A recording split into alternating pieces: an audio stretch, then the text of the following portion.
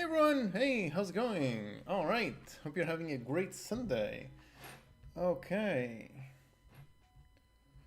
So yeah, definitely still got quite a bit to do, so this should be interesting. I guess we shall see how this goes.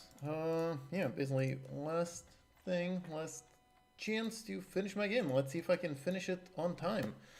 Honestly, I don't know if I can, so this is definitely going to be a fun, interesting challenge today. At least in terms of mechanics, seems to be going well. So yeah, I guess we shall see.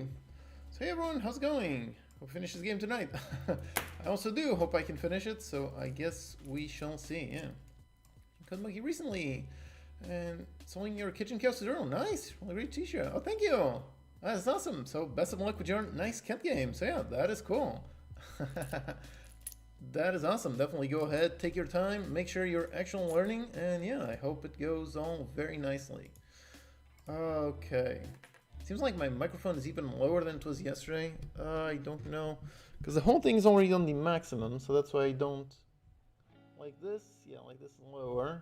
And like this, supposedly on the maximum, doesn't go higher.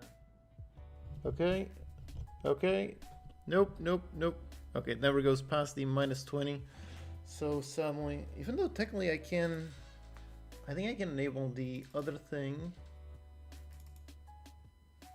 If I go here and I enable this, can that actually put it a bit higher? I think it does put it a little bit higher, but I think it also gives it, okay, I'm not sure. I think I really gotta figure this out. So sometime this week I gotta figure out how exactly I'm going to make my microphone get a bit better. So now, yeah, now it's a little bit boosted, but I don't know if it makes noise on the background. That's basically something that I can enable the blue voice thing. So if I enable it, apparently I can give it a little bit of gain, but I don't know, because sometimes I enable this one and it sounds much worse, so that's why. So yeah, if it sounds weird, let me know, but at least like this seems to be a little bit higher, so at least not. So yeah, okay. Think you can finish it tonight? Yep, that's the plan. I mean, at least finish something. To be honest, I'm not way too stressed out. I mean, if I fail to get within the finish line, I'll just finish it tomorrow. I mean, it's not like I'm not too stressed over hitting the game jam goal. I mean, I do want to get within time. So Unity game jam, I do want to get it within time, which actually I haven't seen. What exactly is the hour? Okay, 12 hour. Okay, so it's literally until midnight. Okay, so it's a little bit more. So I thought it was until about 5 p.m., but no, until 12. So yeah. Okay, so until midnight. I will probably try to take it until the very thing. Wishing for a game jam until live streaming. Yep, I'm trying to do it, which honestly hasn't been too rough. I didn't know how it was going to go. Trying to make a game mostly live on a live stream, I didn't know how that was going to go, but honestly the past few days have gone pretty nice. So thankfully, yeah. Thankfully doing a live stream hasn't been necessarily too distracting. I was able to, I mean, just yesterday, if you want to see me stumped at a problem, then definitely go watch the live stream from yesterday, where, yeah, it took me quite a while to figure out how I was going to implement the save system, which was definitely very, very tricky. So yeah, all these are right here. So yeah, if you want to see me getting stumped, you can definitely watch this one, which took quite a while. And then at the end, I did manage to figure it out. So yeah, when I was trying to handle exactly do I handle the connections between all the belts, that was so confusing, so tricky. But yeah, last night I still did quite a few more things, which were also quite interesting, because yeah, last night also managed to do a little bit of work. Actually quite a lot of work. I managed to add a bunch of things, like, I don't even remember what was the state yesterday, but I'm pretty sure I didn't have all the upgrades. Whereas right now I do have the entire upgrade scene. All the upgrades are right here, so I don't think I'm going to be adding any more upgrades. So I've got these, there you go, with all the connections on things. So obviously I still need to handle the polish, so that's the whole thing for today, is basically doing all the polish on all these things. But at least in terms of mechanics, the game seems to be working quite nicely. Let me just actually enable the characters, because hopefully the issue with the YouTube quota, hopefully that... what? Okay, something there. Hopefully the issue with the quota, that one was solved yesterday. I believe the quota does reset every single day, so hopefully... There you go. Okay, so now it is working. So I've got the characters. Okay, so these are working. But yeah, it's interesting how yesterday the quota ran out just because I live streamed way too much. I live streamed like, what, 5 hours yesterday? So yeah, turns out that the quota that I have for for the little YouTube API to basically get the YouTube messages over here for the characters, turns out that one is limited to like 30,000 queries. And apparently in like 4 hours, apparently that was way too much. So anyways, right now they're enabled. Okay, awesome, yeah. Success to birds within Sony if you failed made a cool game. Yep, that's basically how I'm looking at it, yeah. No matter what, I'm definitely happy with the game that I've made here, yeah. It's ignoring me today. I'm trying to read all the messages, so yeah. Keep in mind, it kind of sucks. Well, you still have like 12 hours more to improve it, so yeah.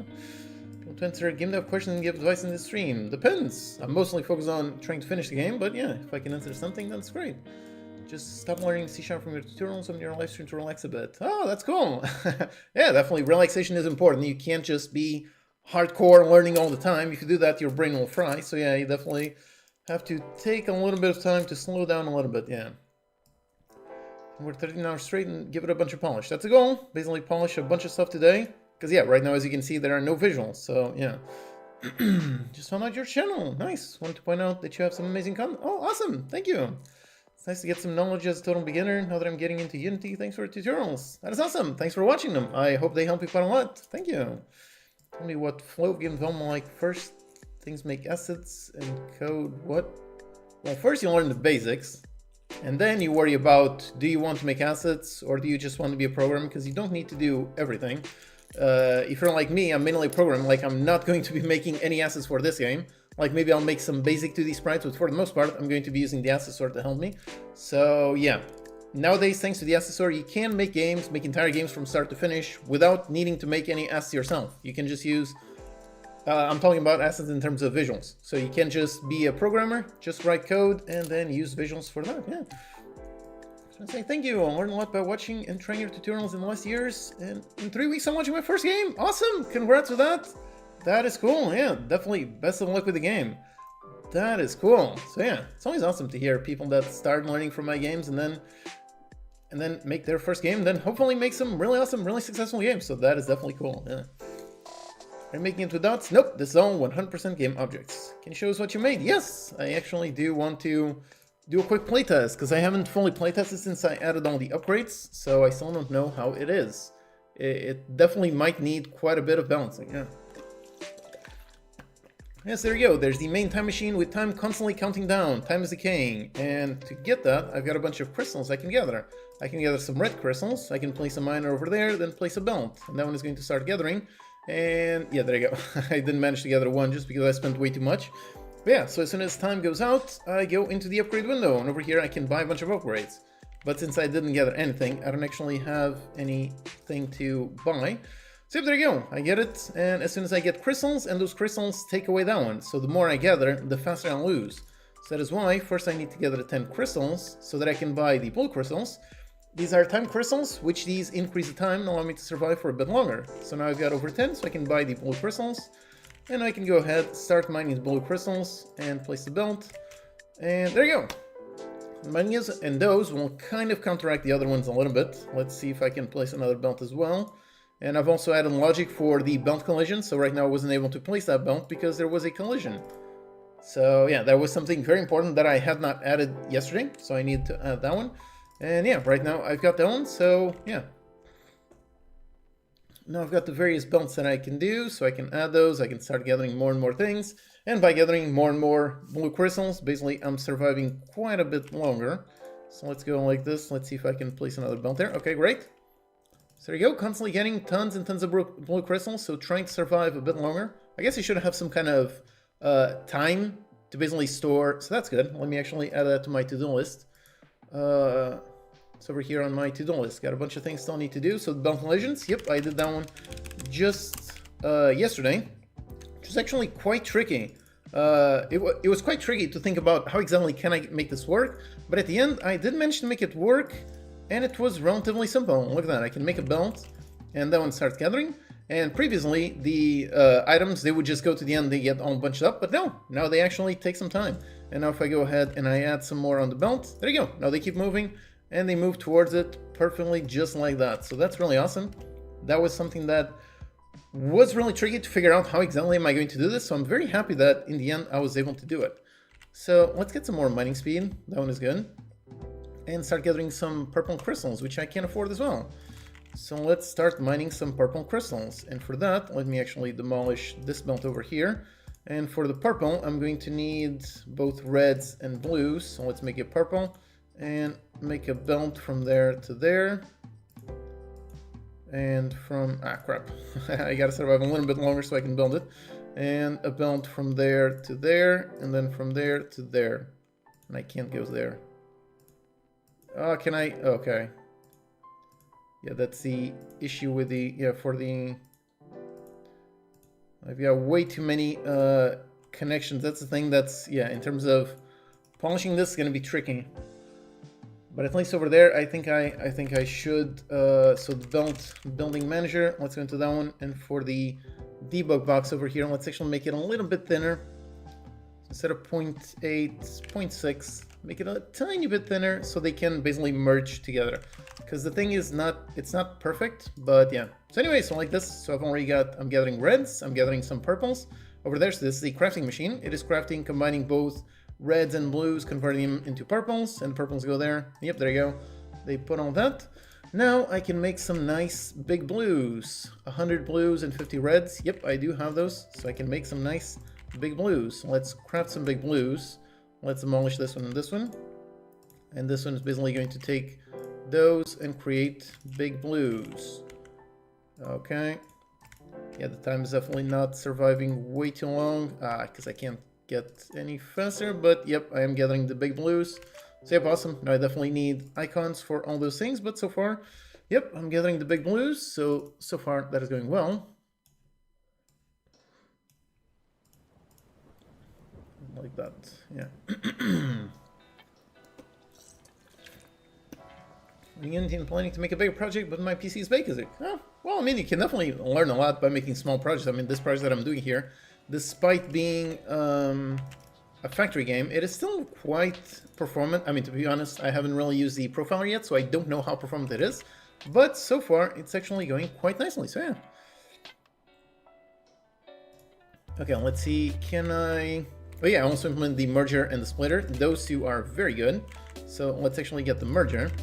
So for example, the merger, that one basically takes in 2 inputs and I can convert them into 1 output. So I can take, for example, these and take this belt over here, that one into that one, and demolish this one as well, and put a belt from there into there.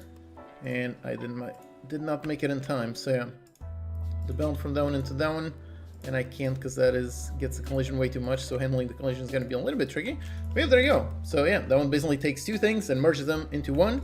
So this was one of the buildings that I created just yesterday or this morning. That was this morning. I don't even remember when I when I worked on it. But yeah, then I got the splitter, which basically does the opposite, takes in 1 and splits it into 2. So that is actually quite useful. Are you using hot reload? Yep, yes I am. Okay, so let's start gathering some yellow crystals, so I can probably gather those.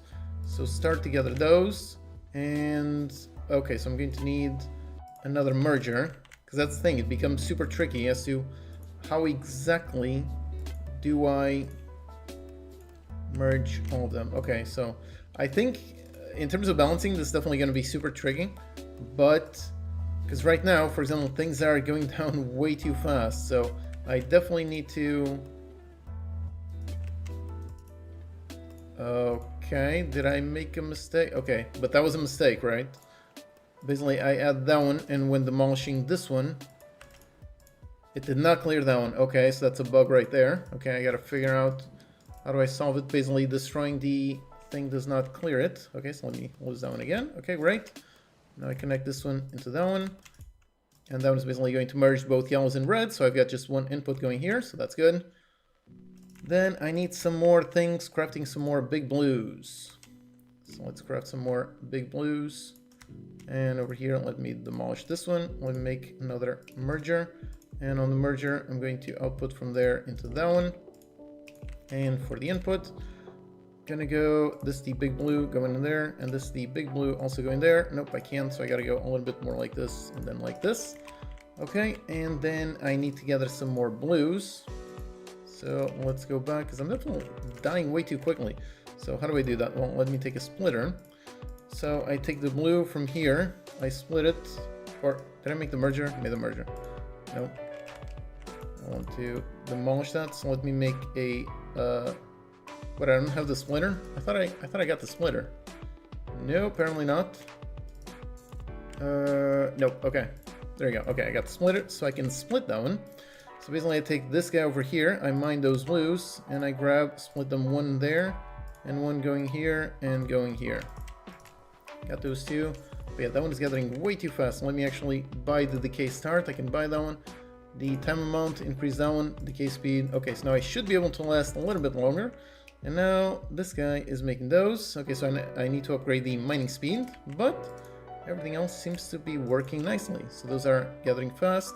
Gathering some, go the blue. Okay, the blues are going in, but the reds and yellows are going in way too fast. But yeah, it's working.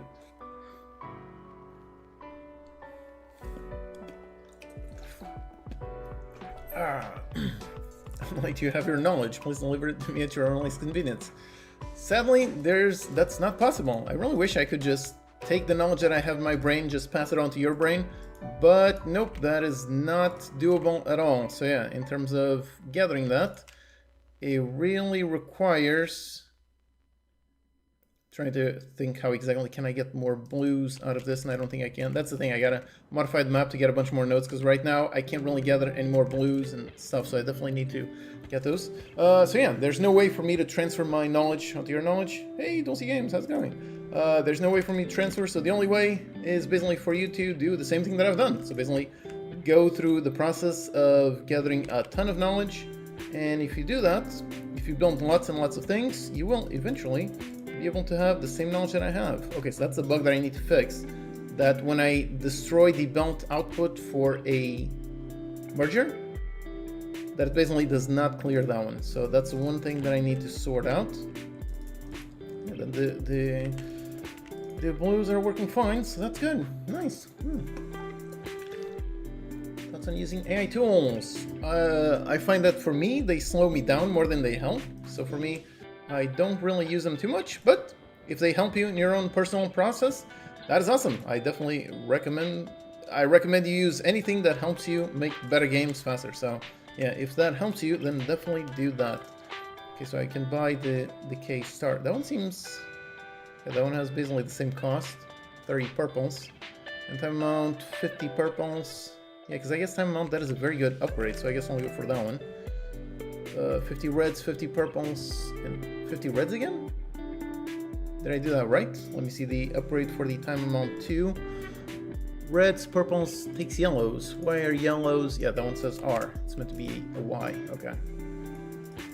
Okay, so that one takes yellows. Can I afford that? No, I can't because I don't have reds. Okay. So I really got to get a bunch more reds. And this one's getting a bunch more purples, a bunch more reds, so that's good. Okay. There it is, look at that. I mean, this definitely starts to seem like a more factory game rather than just a quick prototype. No, definitely starts to be more of a factory game. Can I buy it yet? Nope. I need 50 reds. Okay, so let me get to 50 reds. Alright.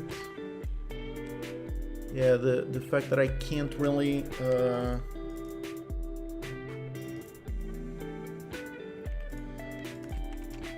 I need the faster mining speed, which takes 10 big blues, which I do have. Oh, but I got the 50 reds, so I can use time amount.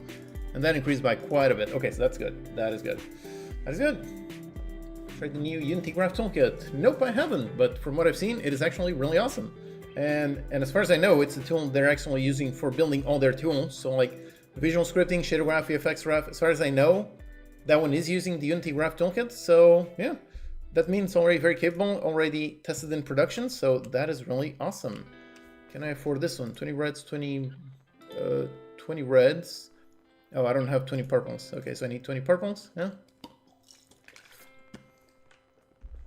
Okay, so I think perhaps the negatives are going down a bit too fast, considering how purples are easier to make than the big blues, because the big blues are adding like 15, but the purples are taking away like 20. So I think the purples and the yellows, I think that one needs some balancing. So yeah, figuring out the balancing for this, that is definitely going to be super tricky. So the purples, that one 15 might be too much, so it might be more like, 15 might be better than 20, yeah. Might be more than 20 for the yellows. I think 10 makes sense. I guess the thing is that the black ones, minus 50, those are really heavy. So yeah. But yeah, honestly, the upgrades are working. So let's go. Can I make the mega blue? Nope, I need 100 purples, so I need quite a lot more purples. But yeah, the main thing that I need is really, I need quite a bit more space. I guess that's the thing. And I guess I can need a pause button. Should I have a pause button? Because basically if I want to build something, it's better to have...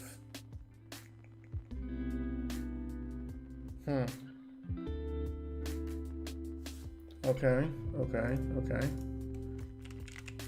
Because yeah, pause button would be nicer to basically go, but be able to craft things a little bit more. But yeah, right now I think the main issue that I'm seeing in terms of the game design is really just the fact that on the world I didn't have enough things.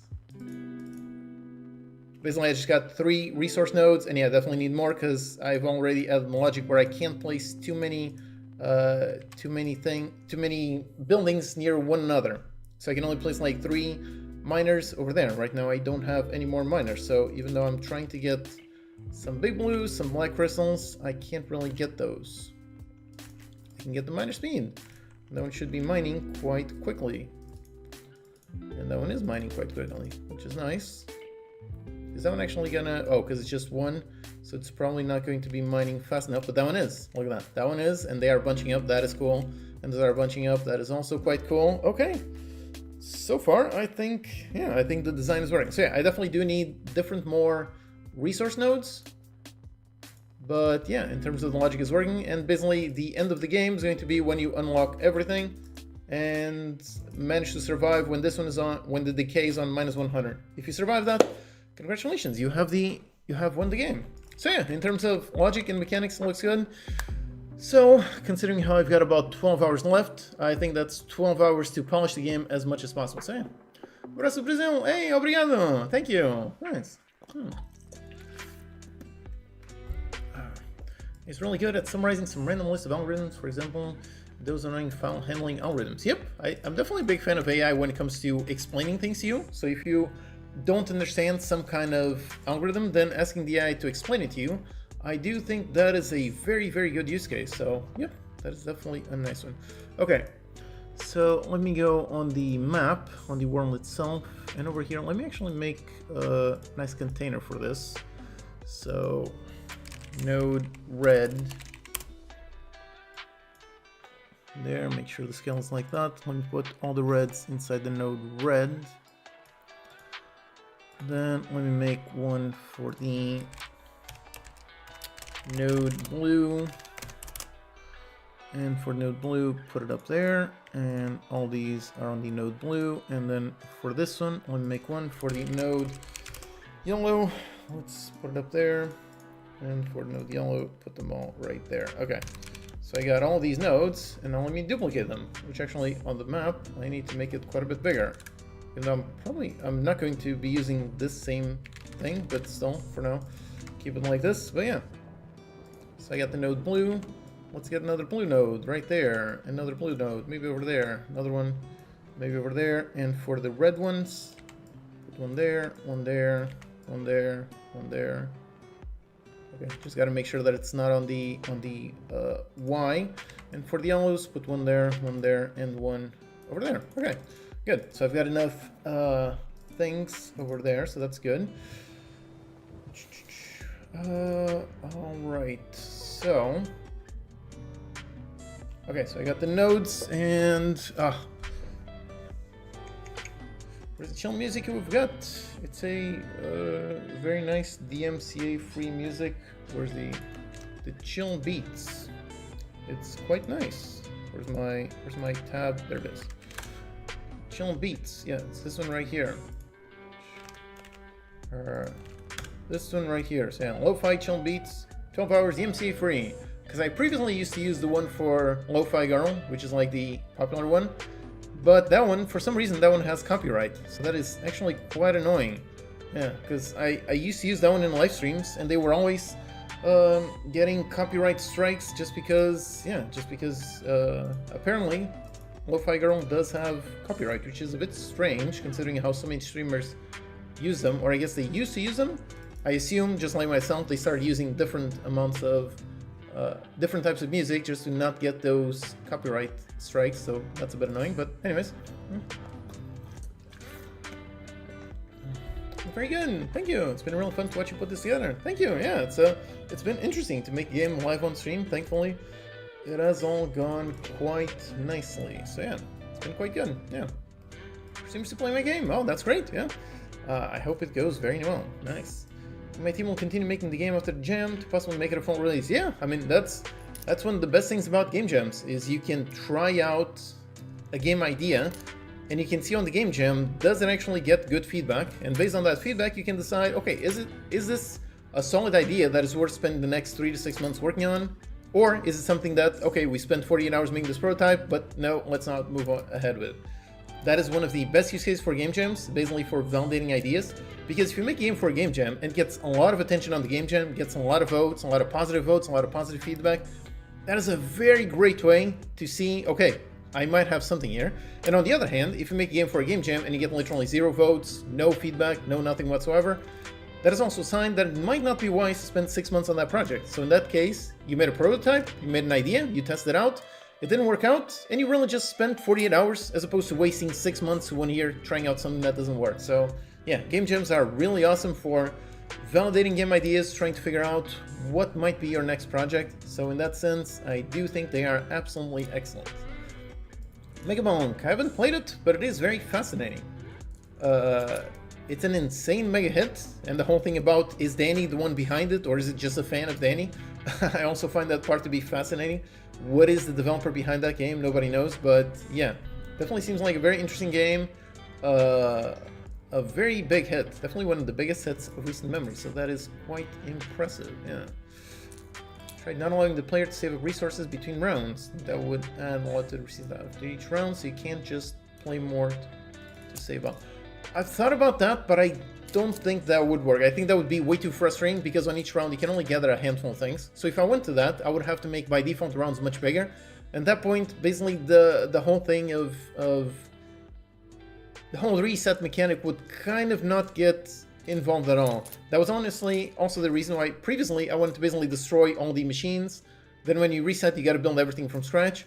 But during my testing, I realized, okay, that's really annoying. I don't want to be constantly building new machines. I want to just take the ones that exist and really just use them at the same time. So I really just made them all save by default. And now I feel now the design works quite a bit better. So yeah, it's constantly trying to test out the design and trying to figure out what things work, what things don't work, and do not be afraid of killing the ideas that do not work. So yeah. Brazil, like your videos, please done in Portuguese.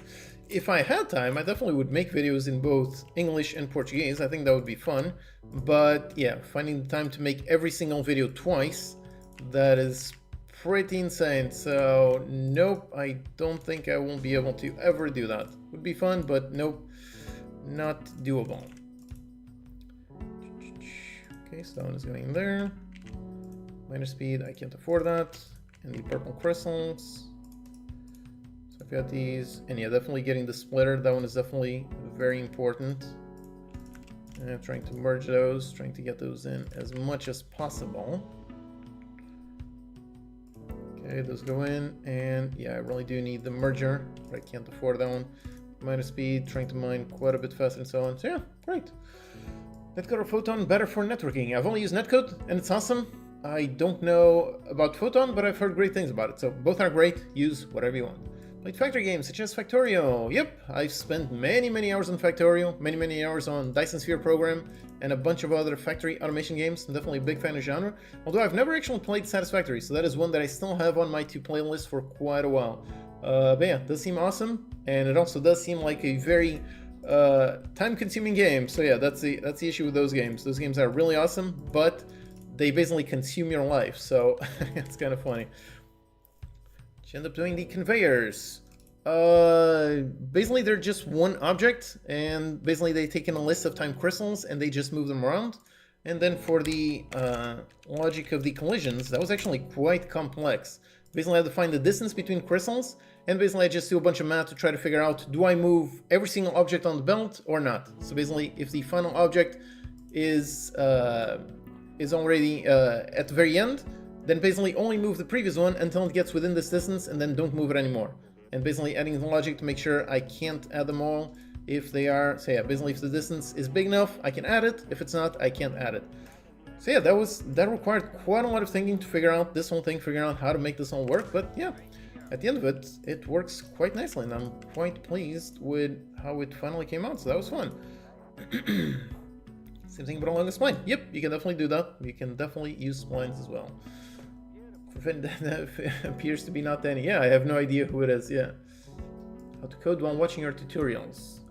You shouldn't be coding while watching tutorials. You should be pausing and then learning how to, and then applying what you're learning. So watch the video to learn something, and then pause, and then write some code to apply what you're learning. That is basically it. Yeah. You have a legal entity to publish our games. Yep. I mean, it doesn't have to be a company. Well, I guess it depends on the countries. At least over here in Portugal, there's a legal entity that is basically just an individual name. So as long as you do need a legal entity, but that can be just your name. It doesn't have to be something quite massive. Time on the speed. Okay, so I think I'm spending way too much time just playtesting. Okay, let's try making some purples. Try gathering those. So on the belt, let's put that one over there. Let me demolish these two belts and place that belt and place it over there. And for the purples, drop them over there. Okay. Now I'm gathering some purples. Can I gather some yellows? Nope, not yet. So I still need to get those. I'm currently gathering a whole bunch of blues. Okay. So can I gather the yellow crystals? 30 red, 30 purple. I don't have enough purple. 150. Oh, I can craft the big blues. Nice. So let me craft some nice big blues over here. And I'm basically going to put them in there. So let's grab these. So demolish all these and then grab the belt, put it over there. Yeah, okay. I do think the game does need a pause menu. Otherwise, it's going to be way too intense. Okay, so I'm trying to figure out all the mechanics that I need. And yeah, I do need some kind of pause, which is actually going to be tricky to implement. I mean, of course, I can go the quick and dirty route, but then it might affect the polish, the animations. Okay, so that might be a little bit tricky, but yeah, anyways. Okay, so I really got to focus on making the polishing this, otherwise things are going to be tricky. Okay, so how do I begin by polish? I guess I begin by thinking about what visual style do I go for, which is going to be tricky. So I gotta fix the ghost, zoom out and in. That one is already done, so that one is good. But I gotta do the ghost and the map. I would say the map is also done, so that one is also good. So yeah, just need the end game, the ghost, everything else is done. Then you have the final goal. I gotta figure out what final goal I'm going to go with. And the crystals, those are all done. The upgrades, those are all done. And gather the positive and negative ones. Yep, so all these ideas, all of this is good. So yeah, look at that. This is the my game design document, as it were. So basically all this, starting off from the timeless theme and then doing all of these. But yeah, so in terms of logic, I need the end game. Then I need to place the ghosts. But more importantly, I need to go on the SSR, ssr.unity.com. And I need to figure out, and actually not the SSR, but actually let me open up the project that I have with my assets. I have a project just with a ton of my assets, and importantly, one of the best assets of all time, which is the asset inventory. So using that one, I should be able to search all of my hundreds of asset packs to see if I have any kind of crystals that I can use on this one. Trying to figure that out. I just want to add bloom post-processing to only specific objects in Unity 2D. Nope. You but you can add bloom and add some kind of threshold and have only specific objects above that threshold. And that way only those specific objects will actually glow. So you can't add bloom to just one object. You can't add post-processing because post-processing happens after everything, after the image is rendered.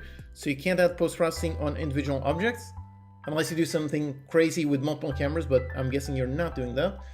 So for the most part, when it comes to that kind of thing, really just add enough of a threshold and just make individual objects above the threshold, and those will be the only ones that glow. Actually, over here, I should probably play around the global volume, because I've been using basically the default. I do want it to glow. I always like putting the threshold under so that it glows a little bit more, so that everything has a slight glow, even though like this seems a bit too intense. But yeah, something like 0.9, just nice slight glow. Tone mapping, I never know which one of these looks better. I think like this looks a little bit too dark, and Aces looks even darker. So I never know when it comes to tone mapping. Do I use it, do I not? But I guess without it, it also looks a bit strange. So motion blur, definitely do not want that. Vignette, yep, always a nice soft vignette, something like 0.4. Yep, just a nice soft vignette. What others? Let's go with color adjustments. Add a little bit of, is that saturation? Yeah, just a tiny bit of saturation, just a little bit, just like 10. Maybe just a little bit of contrast as well. Maybe something like 10. So yeah. So basically with why is this not disabling?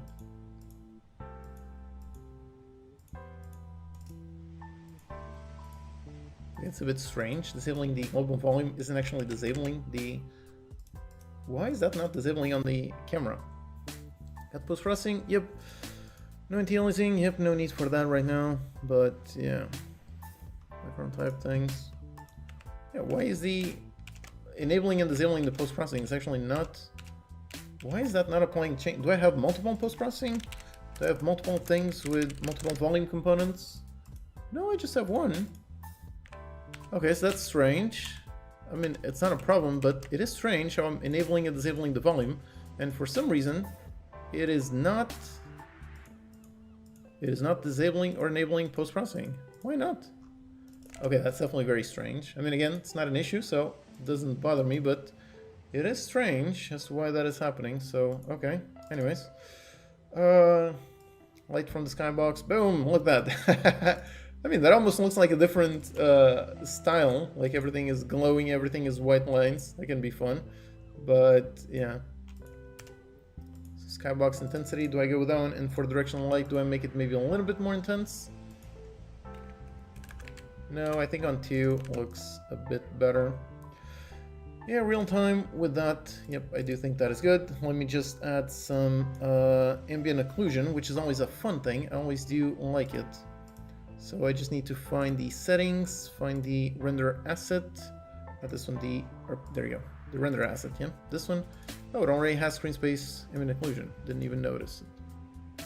It's probably way too light. Yeah, I can't see it at all. So yeah, definitely needs to be quite a bit bigger.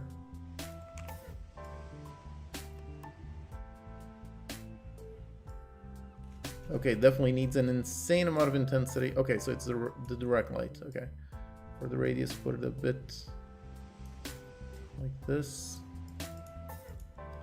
Interleave gradient, that one probably looks a little bit better.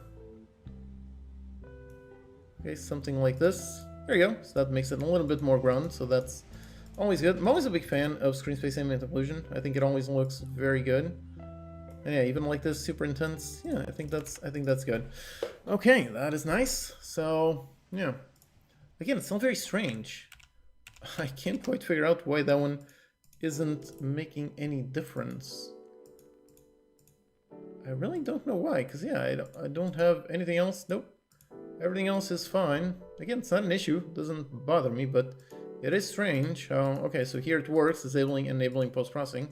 But if I enable and disable the global volume, that should also do it. I have no idea why this one isn't doing anything. I mean, the only thing that happens is if it was somewhere else, but it isn't. Nothing else is volume components. So that is very strange. That is very, very strange. Okay, what are these logs? I don't remember. Oh, it's a camera over there. Target field of view. Yep. And then these are what? These are the colliders that are within, so on. Yep. Okay, great. What's your keyboard? It's actually a really nice one. It's the Logitech, what is it called? It's actually a really nice one. I mean, I had my previous keyboard. I had it for like, literally like 15 years. My previous Samsung keyboard, and it lasted for a very long time. And yeah, hey, thanks for the super chat. Yeah, so this one is the G915. Very good keyboard, works very nice. Then I also got a Pro Wireless, also very good. Then my camera, this is the camera that I've had since the beginning of this channel, so C922. And same thing for the microphone, also the one that I've had since the beginning of this channel, a nice Yeti Blue. So yeah, this is my setup, which works quite nicely, yeah. Polish only after 10k wishlist, your opinion? I mean, my opinion is, of course, if you can get to 10k wishlist, that is awesome. At the same time, if you can't hit 10k wishlist, that might be a sign that the game is not quite up to scratch. So yeah, but yeah, of course, launch with as many wishlists as you can. If you feel that you are close enough to 10k wishlists, then yeah, definitely do it. But if you feel like 10k wishlists are not going to happen, then just launch it, just learn from experience. And yeah, because yeah, without 10k wishlists, very rare to find success. But at the same time, there's no point in keeping something that is not going to be finding success no matter what. So yeah. So if you can hit 10k wishlist, obviously, definitely wait for that and launch for that. But if you look at the graph and you see, okay, it's going to take 10 years to get to 10k wishlist, then definitely don't wait 10 years to finally launch the game. So yeah, basically that's the idea. Definitely an awesome goal to have, but yeah. Have you seen your process in the stream? Nice, thank you. Settings render asset. Yeah, but that one is working because the post-processing is working. Yeah, because I normally also check that. Also check over here the post-processing. Yeah, but it is enabled because post-processing is working. It's just strange how the global volume, disabling this should disable post-processing. I wonder if this is a Unity bug, because I'm pretty sure that I'm not missing anything. I mean, this is the one that has the volume component. Nothing else is the volume component, but for some reason, this one is not applying. Because yeah, nothing else has the volume component. Nope, nothing else has it. So it's really, really strange. But anyways, like I said, it doesn't bother me, it doesn't affect me, so yep, I don't... Here. The custom character, there you go, look at that. Nice custom character, so yeah. It's always fun to see people draw their own custom characters, that is quite cool, yeah. For Logitech progress, yeah, honestly, it wasn't necessarily intentional. It was just over the years, like I've had the mouse, I've had it for a long time, and it's always worked very nicely. And the Blue Yeti, technically this isn't Logitech, technically it's blue, but then Logitech bought them. And then when my previous keyboard died, since I don't like the mouse, I figured might as well buy it, and I went online looking for research on webcams, and it seems this webcam had the best reviews. So yeah, just coincidentally end up with a bunch of nice Logitech stuff. So yeah, cool. Developing a game on mobile, that would be tricky. Yeah. What do you do when you encounter complex math situations? Does the engine handle it for you while you focus more on game's logic? Yep. When it comes to complex math, pretty much my strategy is just trial and error. Like, for example, I had a lot of issues like here, which is not necessarily math, but over here trying to figure out the logic. Can I build a belt? Calculating the center position, the half extents, the direction. The direction requires handling quaternions. So yeah, coming up with these values was very tricky, and really the only way that I managed to do it was just tons of trial and errors, and yeah, eventually I did manage to get all of the parameters, all of them set up correctly, and now it works. But yeah, when it comes to math, I'm definitely not very good at math, so for me, very much trial and error, that is basically it. Everyone playing the game said it's addictive and has potential. That is cool, nice. Started making games. There was an app that let you create small games using visual programming. That is cool. You know what, many years ago. Yeah, I do think visual programming is a great way to get started. I mean, it's not text programming, but it is still logic, and programming is mostly about logic. So if you learn that logic, whether you learn it based on writing text or using visual scripting, connecting things, logic is logic. So yeah, I'm a big fan of using visual scripting as a learning tool, and then if you want, you can just stick with that tool. You don't necessarily have to get into text-based code. I mean, I love programming, so I definitely like it, but you can definitely just do some visual scripting and use that one for all of your needs. There have been plenty of games that have found lots of success using visual scripting, so yep, you can definitely do that. One thing I don't know on the game is I think the decay might be too fast, so maybe I need to play around. Anyways, okay, I'm getting way too distracted. What's today's plan? The plan has been to be polish the game, but yeah, I'm getting way too distracted on way too many things. So yeah, thanks so much for the super chat. I hope the game goes well. Let's open up the asset inventory. No, do not optimize database, because that is going to take hours, because I've got a mountain of assets. Okay, so search. What do I need? I need crystals. Okay, that's good. I've got a whole bunch of crystals. That's nice. All right.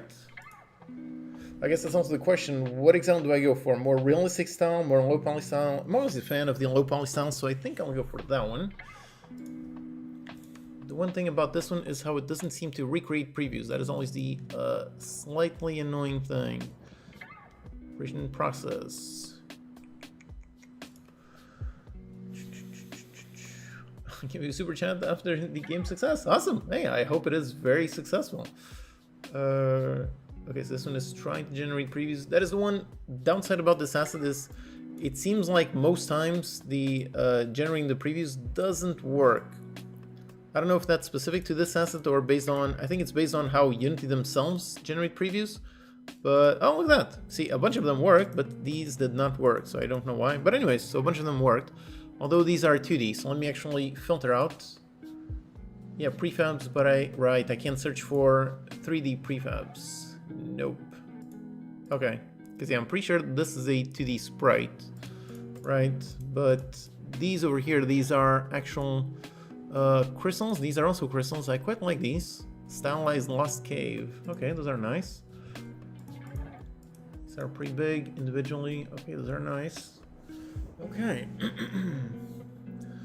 Then I've got some individual crystals, and I got 5 pages worth of crystals. Okay.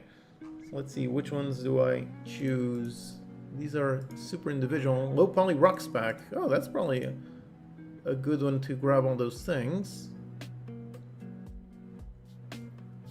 Although actually, yeah, I'm using this on this project right here. I should probably import it over here onto my actual project instead of using it on that one, because yeah, it's probably going to work here. Ultimate thumbnails. Yep, I did see that asset, and and it does look super impressive, super amazing. I wonder if that would work well over here with the asset inventory. Because if so, that would work quite nicely. So, inventory 3.5. Let's download the update so I can import it onto this one and try to see. I'm pretty sure the asset inventory does have a global thing. Okay, you need packages. Okay. I'm pretty sure it does have a global like library, so I'm pretty sure I won't have to remake the library in order to search. Because yeah, over here there are quite a lot of nice crystals. This can all be nice. The low poly rock spec, that is actually a very interesting one. This is all low poly dungeons. Okay, that is a more complex crystal. Oh, look at that. That one looks cool. I'll just import the asset over there. These look nice. These could be like the yellow crystals. I like those. Those are nice. These are more rocks blue. Okay, these got all kinds of... Oh, these are very complex. Those are interesting. So these could be, for example, the big crystals, because I need the big blues and the mega blues. So I need quite a lot of those. Let me launch the asset inventory. Welcome. Oh, now it has a nice tutorial. Okay. It's a very powerful thing. When it's complete, you'll be able to search through... Okay. But yeah, I definitely cannot let this start doing the index because I have literally hundreds of asset packs. So if this one... Yeah, if this one starts downloading things, it will be messed up. I don't think this is going to be doing anything, is it? Previews are extracted. Let's see, previews for FPG graphics. I don't have any of those, so that does not matter. Debate AI captions. Those are fun. Those are actually really fun, really good, but I think this is going to take quite a while. It requires a long time to be installed. Okay, so definitely got to look into that one afterwards. And more advanced features. Hold down the control key. Okay, that's good. And successfully configured. That is great. Update the index regular. Okay, but don't update it right now. Okay, so now I have this. So I think I can basically close this temporary project. Now I'm basically going to be searching in my actual project. Over here, if I search for crystal, now this is slightly broken. Okay, apparently it's compiling something in the background. What are you doing? Oh god, please tell me you're not updating the index. Please don't do that. Please tell me you're not going to literally update all of those. The stream might even crash if it's actually doing this. Let's hope not. Okay. Are you really going to do this? Please don't do this. Because it takes literally hours just because I have so many assets. So, okay, so I'm just going to ignore it. It's over there on the side, so let it keep doing whatever it's doing. And hopefully I can find it, yeah.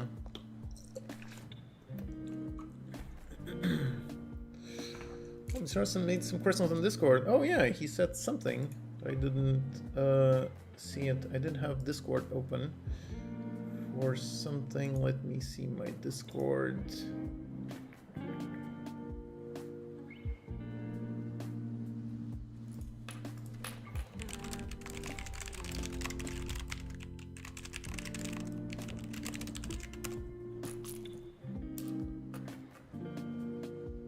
Can I download all of them?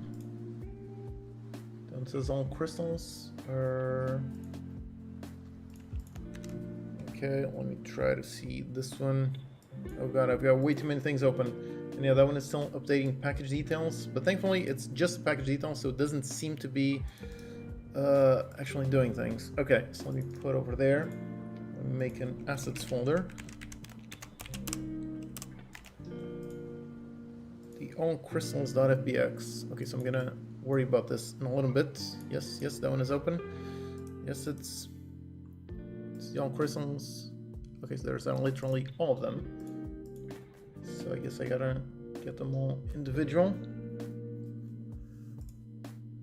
Okay, let me get them all individually.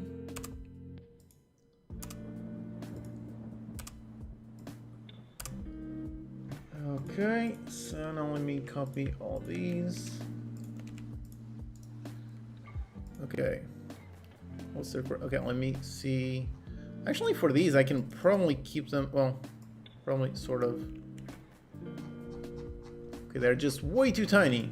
Okay, that's a really tiny crystal. Because I'm like 10. Like, it definitely needs to be quite a bit bigger. Okay. Okay, rotate it upwards. Okay, but that's a nice little big crystal. So this could be, for example, like the big blue. That could be that. This is the cluster crystal. Okay, and the half crystal. This one needs, yeah, they are just way too tiny. So they need like 90 on this. Okay, so that's the half crystal. It's basically just that. Let me see the quad crystal. What is this one? This one is quite nice. Okay, it's a crystal like basically going all over the place. Okay, so that could be good. All right, okay. The tri-crystal.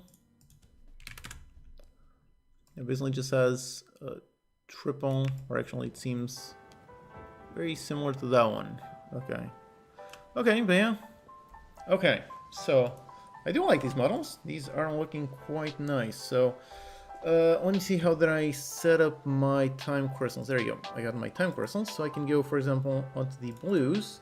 And onto blues, instead of using this, so instead of using this one, let's go with the half crystal, which is the small one. And I can't, why can't I?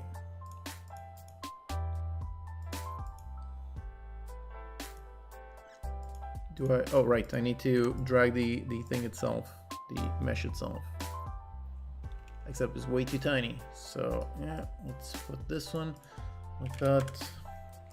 Actually, let me go back to that, just so I make sure that I have the exact same size.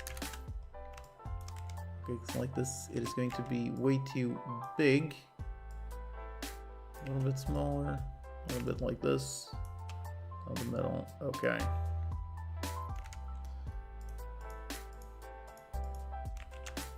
Okay, so I got this one, and on this one, let's make a nice blue material, not black, blue.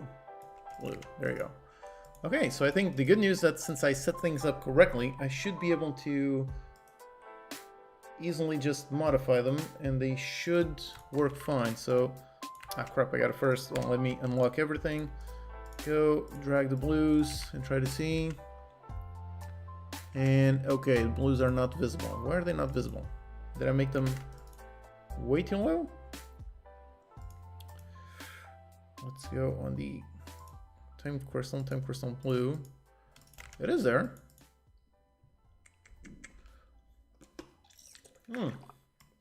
Yeah, very, very good point. Thank you for the tip. Yeah, that is true. I can just go into that import settings. That is probably easier than trying to multiply all of them. But I don't know, why are they not showing up? Are they just... Yeah, I guess they are just showing up below, because yeah, they are on top of the... Okay. Do I move them up a little bit? Yeah, I guess I have to move them up a little bit, because well, I mean, I can also go on the belt and make the belt a little bit thinner. So on the belt visual, put it like 0.3 and lower it by a little bit. Your vids, thank you for watching them. Thank you so much. Let me place that one, place the belt right there. Let me just see if the belt is... No, I thought the belt was maybe way too high, but nope, it is perfectly right down there. Okay, so the belt is good, even though I can still make it thinner. Well, no, then it gets a little bit too thin. So I think 0.3, I think that's good. So, but on the visuals, I do need to lift them up a little bit. So on the time crystal, let me actually put a visual. Do I put a random rotation? I'm trying to think. Maybe, maybe not. Maybe, maybe not. Put it over there. So reset transform, so it's right down there. And then lift the visual up by a little bit. Okay, so now I should be able to get those. Nice. So, go in there, and there you go. Got some nice blue crystals. Those are spawning. Okay, so that's good. So the blue crystals are visible. And for the red ones, I think I want them to be basically the same thing. Those are also the beginner things. So these are going to be the same thing, except use the red material. Okay. So the reds should be good like this. Then for the yellows, these are meant to be a little bit more complex. Okay, so let me think. Which one of these do I use? So for the...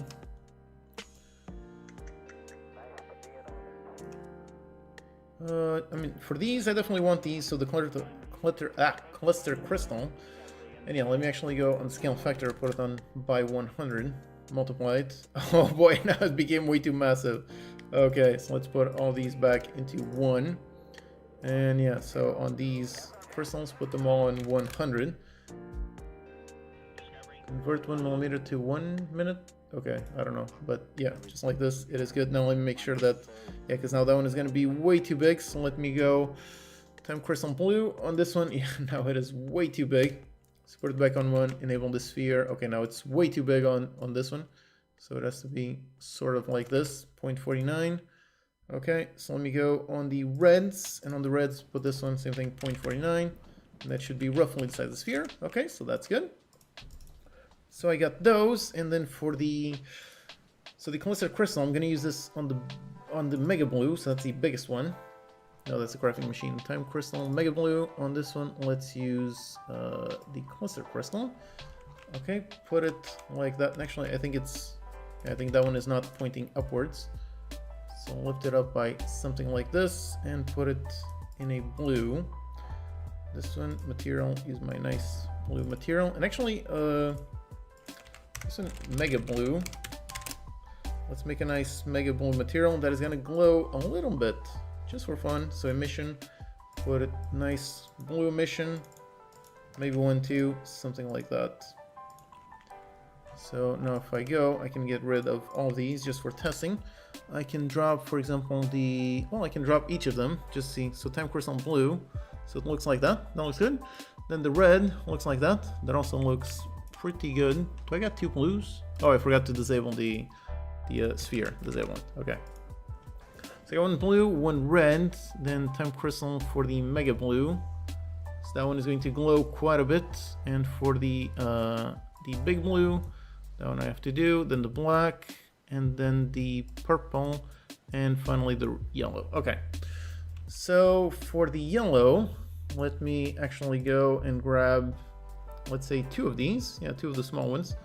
So the half crystal, put it on 0.5, 0.5, put it a little bit in there, a little bit up there. And for this one, let me also make it glow. So actually, yellow crystal, this one over there, and make it glow a little bit, just a tiny bit, not too much, just 1. And then like this, I think it's, why is this glowing way too much? Because I didn't add much on that, but okay. So I got that one. Then on the purples, these are meant to be a bit more complex. So let's go with the tri-crystal, I think. Put it roughly over there, put it a bit higher up, and put it quite a bit smaller. Something kind of like this. So these are the tri-crystals. Let's go with the purple crystal. And this one, put it like that, and hide the sphere, and let me make it also glow a little bit, maybe. Why is this glowing so much? That's what I don't get. If I just add just a little bit, it's already glowing way too much. So I want just very slight, like just 0.5. That one is already glowing way too much. Like the Mega Blue, this one is definitely glowing way too much on 2.5.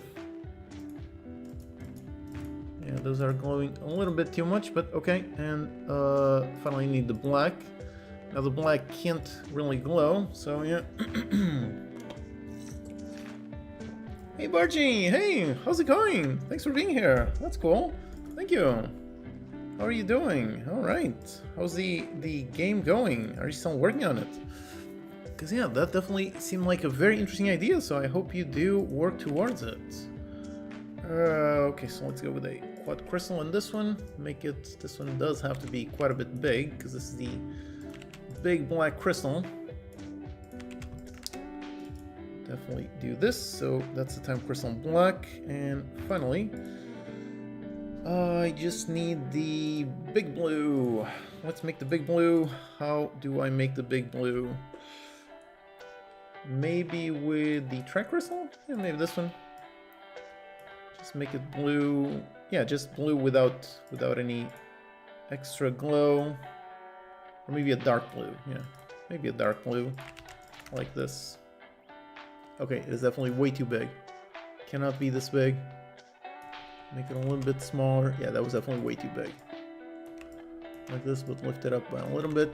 Kind of like this. Kind of like this. Okay, great. So these are the various crystals in the game. Okay. And for some reason, I don't know why it shows up so intense. The ambient occlusion shows up really intense over there, but on the actual game itself, looks quite nice. So, yeah, I guess we'll see. But yeah, so these are the crystals. Now, let's see if I can gather them. Let's see.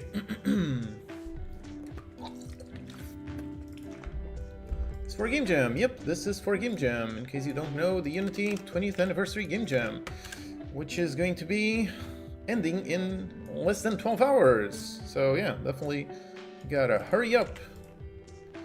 Let's unlock everything, try to gather all of these and try to see them all. Okay, go upgrades, go back. Gather all of them, gather all of them.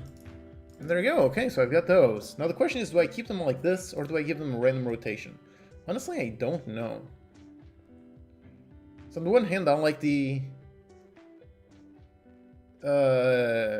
uniformity of this, but on the other hand, might look better on that. I guess, well, I guess let's just try it out and see which one might look better. Oh crap, I can't click behind the characters. Random rotation. Let's go with a random rotation one, and really just on private void awake, on awake, transform dot rotate Euler angles. I always prefer working with Euler angles. Random dot range between, actually I forget, no, Euler angles, right? Yeah.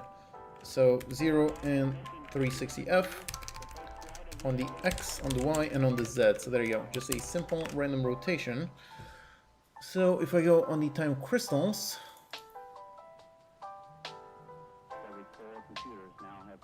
Okay, so this is actually not quite going to work. Or on this one it does work, because basically because the yeah, because this one's on the middle, so this one does work. So random rotation. Okay, so I guess let's try out with just this one and see how does it look. Does it look better with or without a random rotation? Let's unlock that one. The belt. Let's go from that one into that one. Okay, I think a random rotation, I think that looks better. Okay, so let's go with that one. So that means since the pivots are all somewhere all over the place, that means that I need to go inside all of them. So for example, inside the big blue. And this one, yeah, because this one's on the middle. So let's put one over there for the visual. Then just drag the visual outside of it, keep the position for the scale, put it 1, 1, 1, drag this one inside of it, and add the random rotation component. Okay. That's the big blue. Now for the black, let's go inside the black. Nope, not the crafting machine. The crystal, the black crystal. Let's make... Actually, it's on the center. Yeah, there's no point in putting it over there, right? Actually, did I mess up on the other one? Big blue, the visual. Yeah, I did actually mess up. No, this one's meant to be over here, on the center of this one. And now, put that one in there. And now... oh, I had the rotation to the wrong thing. Nope, not that one. It's on the visual itself. This one, the random rotation, that is going to rotate. Okay, so that's the big blue. Then on the black, put the visual down the center, put it over there at the random rotation. Okay. Then on the blue that one already has. Then the mega blue, let's add a nice simple visual. Oh, this one does still have that one. Okay. So a nice visual, reset transform. Let's put it a little bit upper like that. Put that one inside. On the, actually, no. Actually, yeah, on this one I don't want it to be rotating. Actually, I only want some of them. Or do I want all of them? Okay, I guess we shall see. Yep. This one is the visual. Put this one inside, add the random no, not on that one. I keep adding the thing to the wrong thing. That's the purple, so on the red, this one already has the visual, so this one add the random rotation. And on the yellow, this one does not have the visual, so let's add the nice visual. Make sure it is correct, just needs to be a little bit higher. Add the random rotation, name it visual, drag it on there, just like that. Okay, great. Now it should be looking a little bit more interesting. So let's unlock everything, go place these 3 miners, place that one over there, that one over there, that one over there. There you go. Okay, so now I think it looks a little bit more interesting. I think it looks a little bit more like there's actually mining going on. So yeah, I think that does look a little bit more interesting. Okay, what about for the conveyor belts?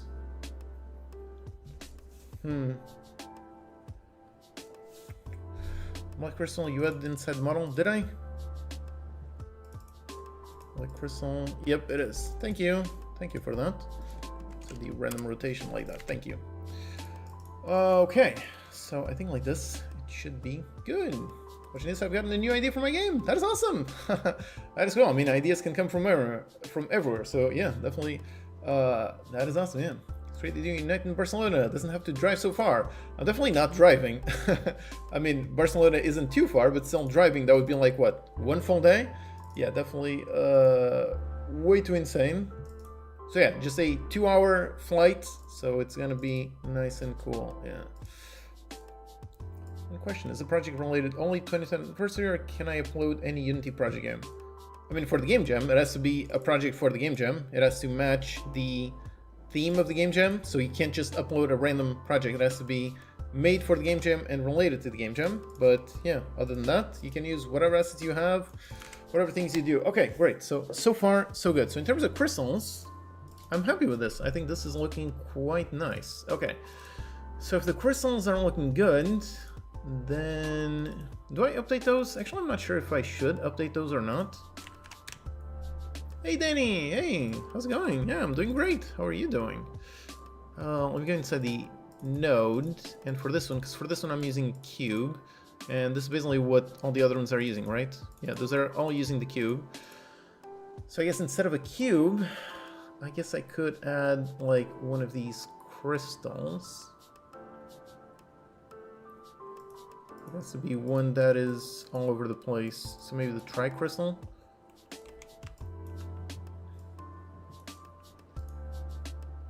this one like this. Oh, look at that, I actually do like that. There's some little spikes. That could actually look good. Let's try that out. Some blue. We're gonna let me add the blue thing. Okay, now I've got way too many materials. Now I've got way too many materials. There's the blue. Does that look better than previously? Honestly, I'm not 100% sure if I love it. Which one looks better? That one looks more simple. That one looks more complex. I don't know. I really don't know. Maybe make it a little bit smaller. Maybe it's a bit too big. Maybe just a few things.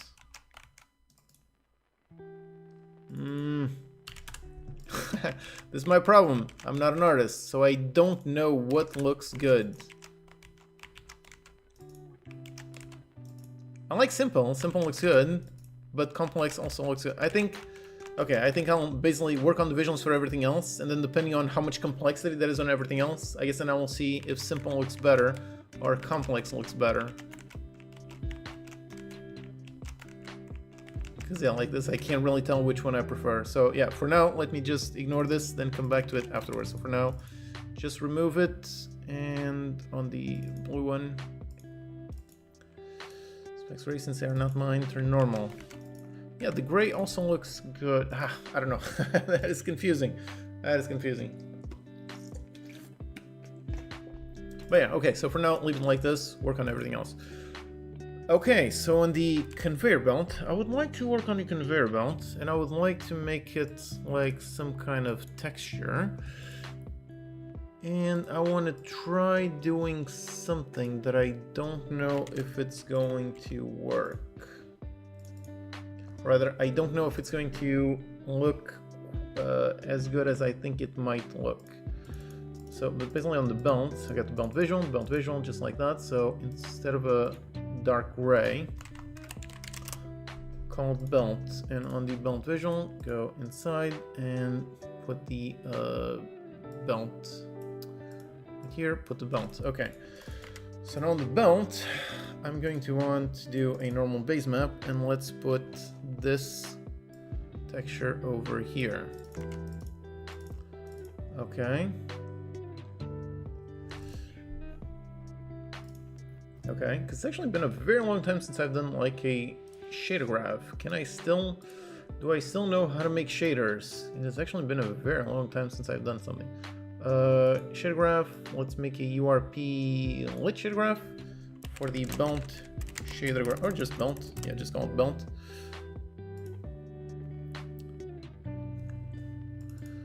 And over here, let's go ahead, generate first a texture 2D for the base map. That's the base map, okay, great. So texture, sample texture 2D. Let's go ahead, sample this texture right here. So sample that one, and grab the RGBA and just put it on the base color. So I think just like this, it is technically using that. So let's grab the default value, belt. I can't find, oh, it's not belt, I named it arrow. Arrow, this one, yeah. Okay, and now on the belt itself, on this one, let's use the other shader graphs, the belt shader graph. Okay. So let me see if like this looks good. So if I make just a belt, anyway, okay, that looks good. So, but it needs to be rotated. It's probably easier to just rotate it on the sprite itself. So over here, probably just rotate it like this. Yeah, there you go, like this. It is pointing in the right direction. And on the background, let's make it gray instead of super dark. Instead of black, that looks okay. Looks a little bit better. Okay, so now I'm gonna have to do something clever to set up the correct scale. So let's go on the belt visual, and this one, let me actually make a script to handle this. new script for the bound visual, and let's place the script on there. And oh crap, I've got a bound visual already. Totally forgot I had it. Then why is it not over here? Oh, I guess the script is only on the other one, right? Okay, so let me actually delete that one.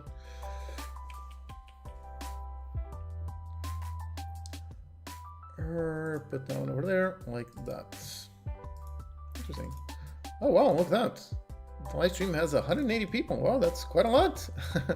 Thank you for all of you being here watching my random live stream. What are all of you doing? Just working on your projects? I guess so. So private void awake, material equals new material. Let me duplicate this material.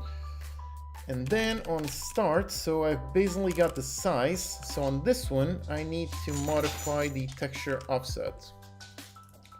So that is going to be the tricky thing, right? So the UV, can I still remember tiling offset? That's what I want. Tiling offset, so put that one in there. So the, it's a float, call it Y tiling. Does tiling take two L's? Actually don't know. Nope, just one L. Tiling, so I've got the Y tiling, so vector 2. How do I create the vector 2? With 1 on the X and Y tiling on the Y, and connect that one over there. Wait, Y tiling is meant to be default to 1. Okay. Okay, so like this, it is still correct. And basically it's on the, yep, it's on that one that I need to modify. So let me get a time node and create another vector 2 node and grab the time, put it on the Y, this one, put it over there, and yep, there you go. It does move. Okay, awesome. That's exactly what I want. So just like that, it's already correct, but now I need to modify the tiling. So that's the underscore tiling. So let's go on this material. Oh. Yes, material dot set float, and the float is the Y tiling, and I'm going to set it to this distance. I'm going to have to modify that in some way, but yeah, basically let's make distance times 0.5 up, so I'm pretty sure distance itself is going to be way too big. So let's go kind of like this and try to see how does it look. And I forgot to drag it, so I'm going to get a no reference exception. So let's go back, go inside the belt. Is hot reload disabled? Why is it constantly reloading right now? I don't know, hot reload is apparently thinking. Wait, is it working? It is working. Okay, so let's go inside the belt. For material, that's the belt material right there. Okay, go back outside and let's try it out. See how it works. Time for jam. Oh, hey, Money. Hey, how's it going? Busy working on an update for my game for New Year's. Oh, that's cool. I mean, you can definitely use a lot of fireworks at New Year's, so that's good. And I just found a no reference exception on what? On hot reload. Okay, so it's not my code, doesn't matter. Okay, so that one, either that one not. So I'm pretty sure the belt, yeah, pretty sure that one is not applying the Y tiling. Why are you not applying though? Yeah, it has a Y tiling of 1.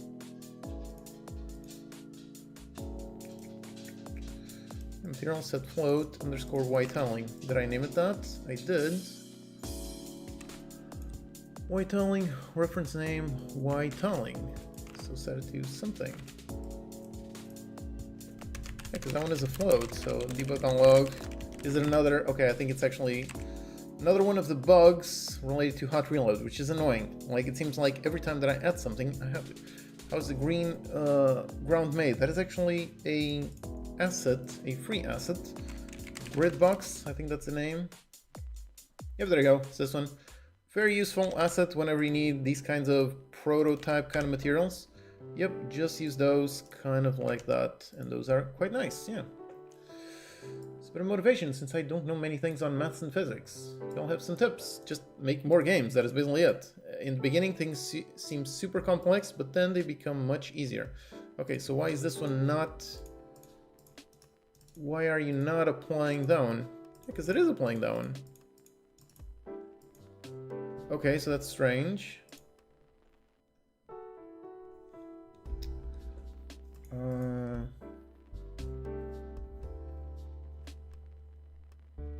Oh, because you're creating the thing. All right, so I need a mesh renderer. Mesh renderer. And take this one. Dot material equals that one. Then this one dot material equals this material.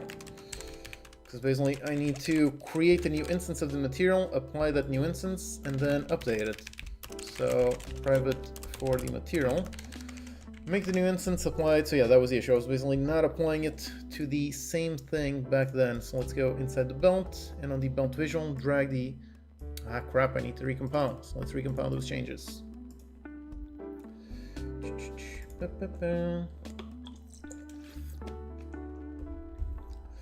What's around tiles made? Yep, that's the texture, yeah. That's what you need. But physics, math stuff, usually just go AI. Yep, that is also a great use case for AI. Crap, I forgot to assign it. You can basically ask it to help you explain, help you understand all kinds of math, quaternions, those kinds of things. You definitely don't need super strong knowledge of math in order to make games. If you just know the base, there you go, awesome, that looks good. That is exactly what I wanted. Now the question is this too distracting? I do think it is too distracting, so I'm probably going to lower the alpha by a little bit, by quite a little bit, yeah, something like this. Yeah, okay. Okay, maybe it's a little bit too much. Okay, there you go. So like this, it is looking good. Although it's moving way too slow. Right, because that actually has to be... Okay, so now it's going to be tricky.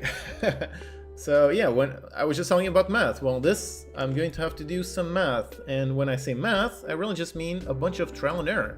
Because I'm definitely not going to do some math. Because, for example, over here, for mining this, I am going to basically, let's demolish this. And basically I got to figure out how do I make that match that. Okay, so it is going way too slow. So I'm going to need to go inside this one.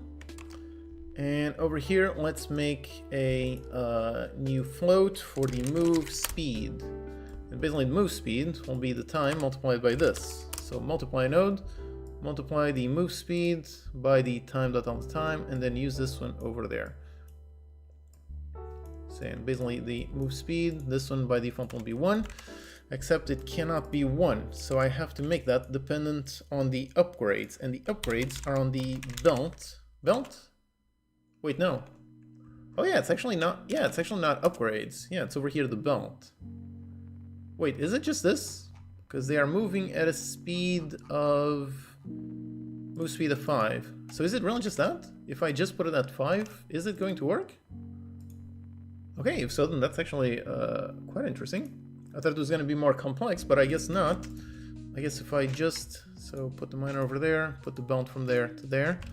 And okay, so right now it's going way too slow, of course. But if I go inside this belt over there, inside the visual, inside the material, this one, let's put a move speed of 5. Is this going to match? No, that is way too fast, so it can't be 5. But it is fixed, so I can just basically trial and error. So 3 is still too fast. Let's see 2. And 2 is too slow. Maybe it's half of it, so maybe it's 2.5. There you go! Alright, awesome! Okay, I didn't expect it to be that easy, but that worked! Okay.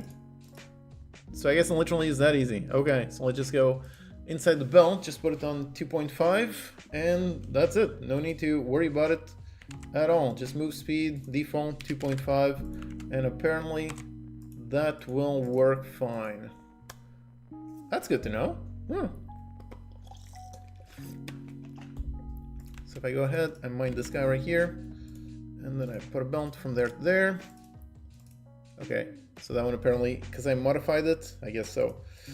Let's go inside the belt visual, and over here put 2.5. And just like this, it looks like it might work. Or does it actually only work is it dependent on the distance? I don't think so. I don't think so. Let me unlock all of them. Let me put them at different positions. So like this belt over here is medium distance. This one is pretty close, and this one is super far away. And yep, those are all matching. Those are all perfectly right there. All right, awesome. That is cool. Okay. Well, that was easier than I thought. Which is always good. It's always good when things are easier than you think. You think it's going to be a lot of work, and then it turns out not so much. Okay, so is this one still a bit too big? Still too visible? because I don't want it to be too visible. But yeah, like this looks good. Okay, why is that one? Okay, that's bad news. Because that looks like a bug. Why is that a bug? What happened there? Or is it a bug? Maybe I just misclicked it.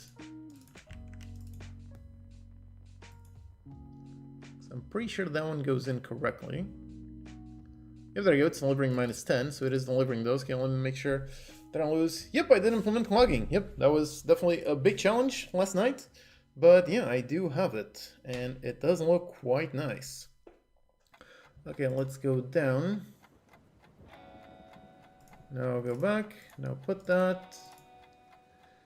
Yeah, I don't know if I misclicked or not, but it is adding the 3s, the -5, and the -10s. There you go. Okay, good. So I'm not sure what happened there. I hope I just misclicked, because yeah, everything seems to be working fine. Okay, awesome. So I've got the crystals like that. That looks good. Okay, so I need a visual for the mining machines, for the time machine, for all the various machines. I need a visual for the background as well. What am I going to do with that? I have no idea. This is definitely my big flaw, is I suck at anything visual. So yeah, when it comes to that, we shall see how this goes.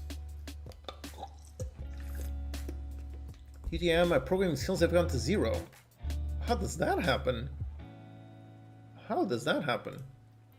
Hey, if you get overly dependent, you can definitely become overly dependent to the point where you can't think about anything.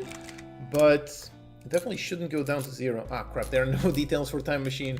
I was hoping maybe there was some kind of time machine in all my things, but no. Let's search for just machine. But yeah, the advice is do not just copy paste AI code. Don't do that. So yeah, basically try to use AI only for things where you really need AI, and don't abuse it. That would be my advice.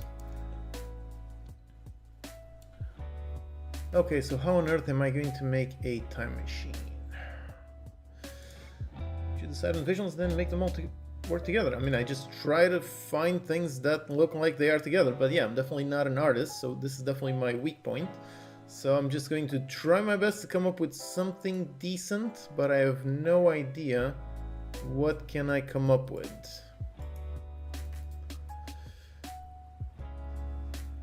Okay, I think I'm just gonna look manually inside.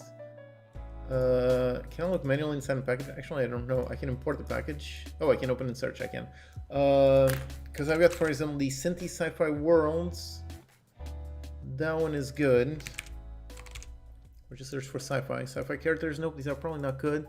Sci-fi weapons. Sci-fi city. What, is that the one I want? Or the Sci-Fi Worlds? Sci-fi city. Could these be things? How do I find something that looks like a time machine? Something. Yep, the hardest part is have them all in the same style. Or not necessarily the same style, but make them all look like they fit together. That is the tricky thing. Conveyor belt speed at 2.6. Well, that would make it a little bit faster, which I think would look bad. Right now it matches perfectly, so I think that's good. Okay, so I think I want some kind of ground tile, kind of like this. Then on top of the ground, I add a bunch of things. For example, let me import this one. Wait, what is this? Warning? Oh, that's what the other one. Okay. So it should be importing this one. Oh crap, did you import all of these? Wait, no. These are all the things that are already here. Okay, I don't know why this is...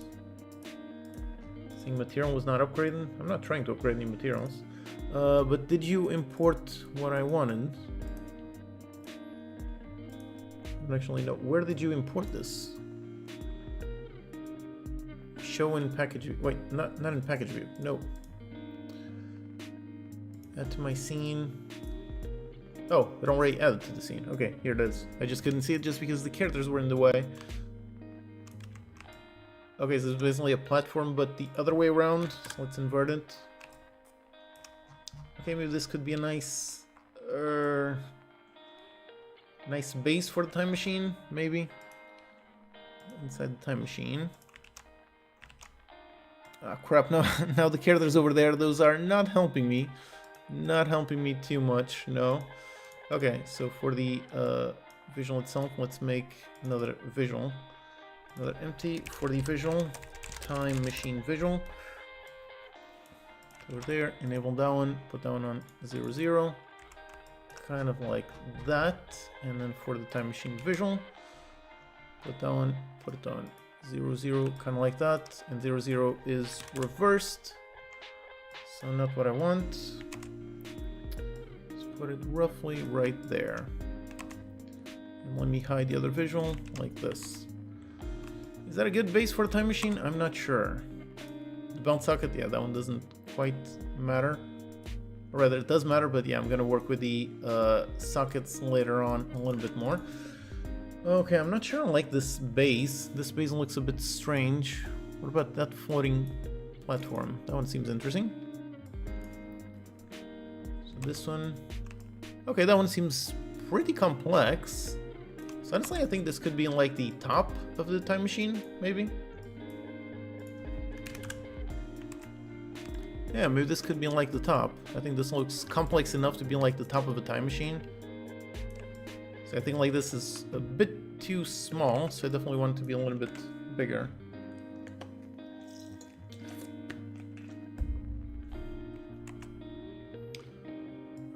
Put it a bit higher.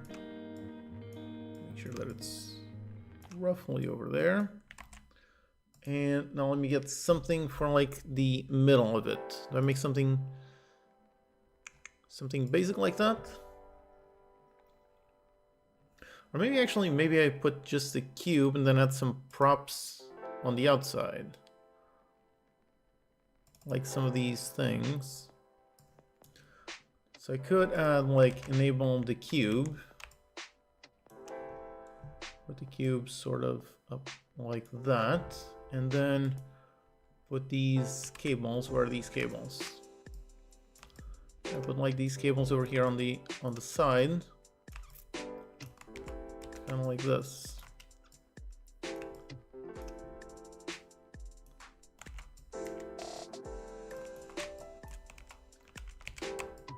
Ah, crap.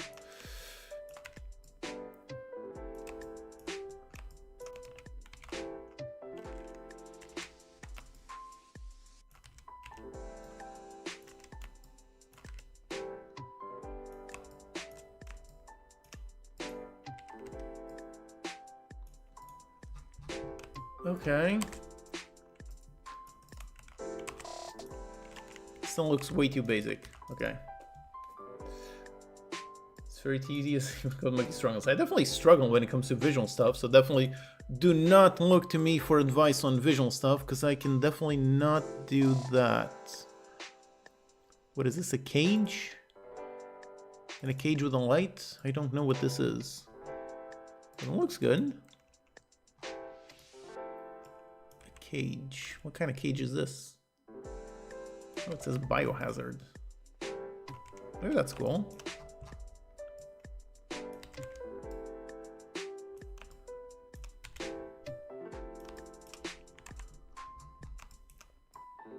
Put it like this, like this. Yeah, maybe this one looks good. Okay, I think like this looks decent. Decently interesting.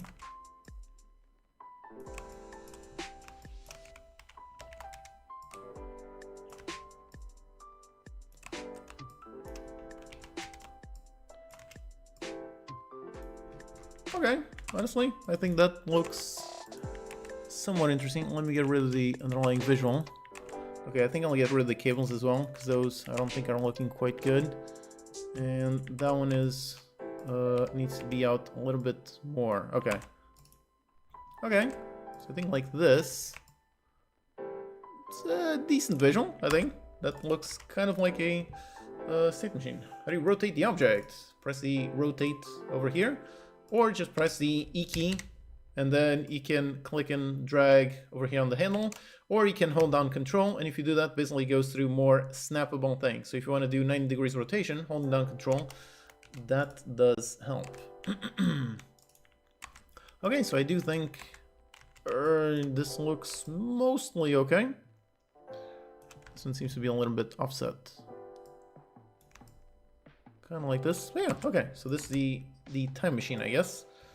Just put all of these directly inside the time machine visual, and put all of these all inside the time machine visual, and visual over there. Put it over there. Okay, now for the World UI for the health bar, that one. Oh, and for the I guess for the World UI, I'm going to keep that one in more different places. Okay, so the health bar like that, but for the World UI, I think I don't want this to basically look at the camera directly. I think this one makes more sense to be more like static in the world. Or does it? I'm not sure. Let me make it maybe a little bit smaller. A little bit more like this. More closer to that. Smoker and electricity. Yep, I'm definitely going to be adding some VFX, something like that. Time machine means clock, so find a clock to put it on top. Oh, thank you. That's actually a good tip. Let me see if I can find some clocks that would fit. Is this searching filters? Nope, search on all of them. I got a bunch of clocks. Can I get like some clock tower or something? Huh. Yeah, I don't really like any of these. And that one feels like a very clocky clock. Oh, it's still importing. How do you see a future for indie games? I think indie games are really awesome.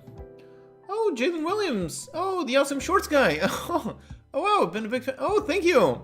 Oh, I'm a big fan of you as well. Wow. Oh, that is awesome. Oh, that is definitely unexpected. Okay. Thank you for that. Thank you. And keep making those awesome shorts. That is interesting. All right. That was definitely unexpected. It's kind of funny how YouTube kind of goes like that. You can just randomly find someone who you never expect to find. So, yeah, that is interesting. That is cool. Okay. Definitely unexpected, but interesting. Okay, thank you. Yeah. Pipeline converter. Let me initialize and convert these assets. At least I think that's the issue. Or is this one meant to be pink? Ah, crap, this is using a custom shader. What do I want? What do I want? Ah, crap, that's the issue with the... I gotta hide the characters, otherwise I can't see behind that. Okay, let me just... what do I want? Universal URP, universal lit. And now it doesn't have the texture. That sucks. So let me copy. Can I copy the texture? I can't copy the texture. Let me go universal lit. And yeah, okay, so I got a nice clock. Can I put this clock somewhere that makes sense? I mean, I think like that, honestly, I think it makes sense. So something like this, maybe over... Is asset inventory made by you? Nope, that is an awesome asset, but nope, definitely not made by me. It's definitely one of my favorite assets. One of my favorite assets, but nope, not made by me. Okay, that's good. I do like having a little clock in there. I do think that looks good. Let me get rid of the collider. No need to have a collider. So, yeah, I think like this, I think it looks good. And yeah, for the asset inventory,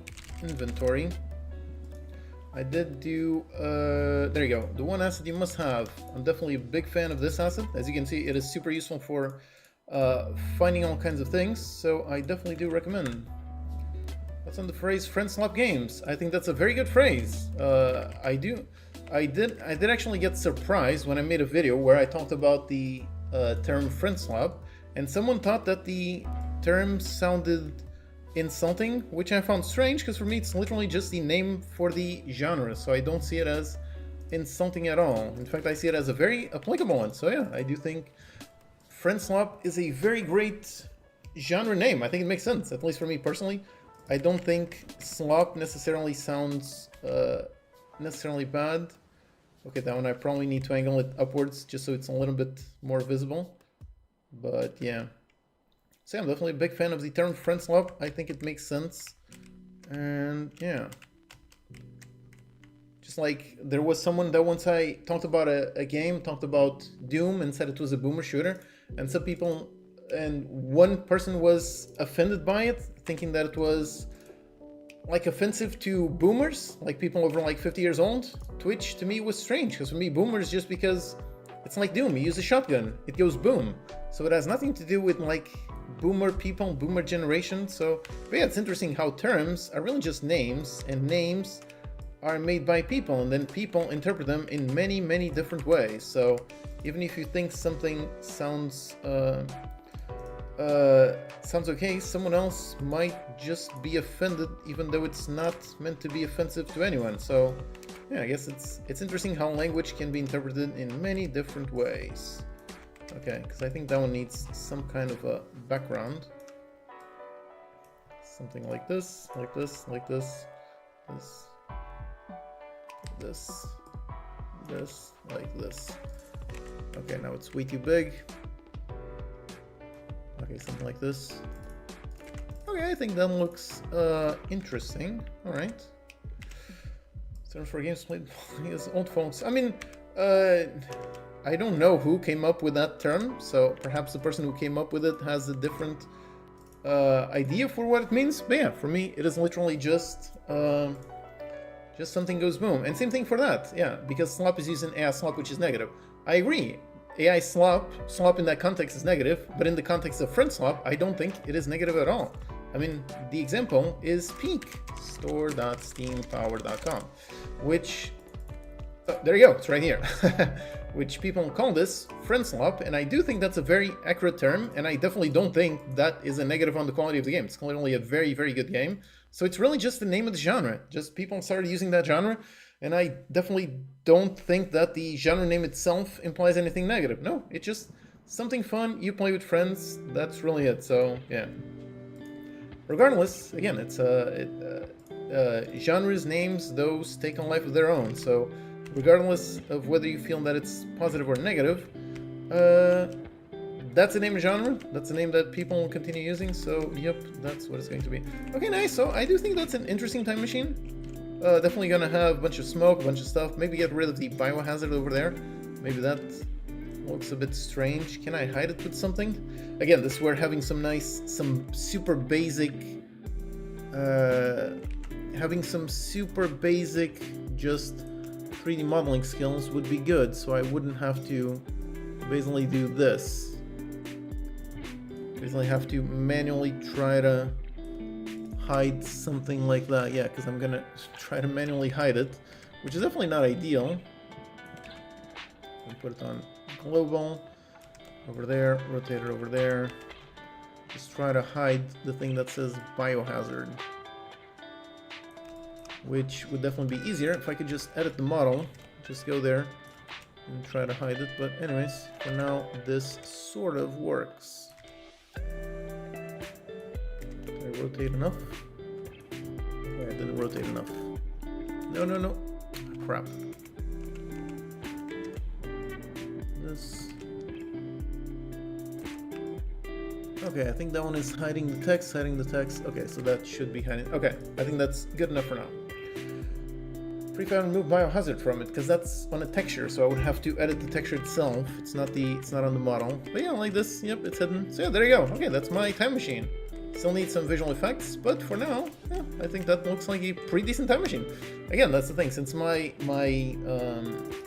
visual skills are so limited, I get very happy when I can make something that does not look absolutely terrible. So yeah, as long as it doesn't look absolutely terrible, I'm happy, and I think this actually looks quite decently. So yeah.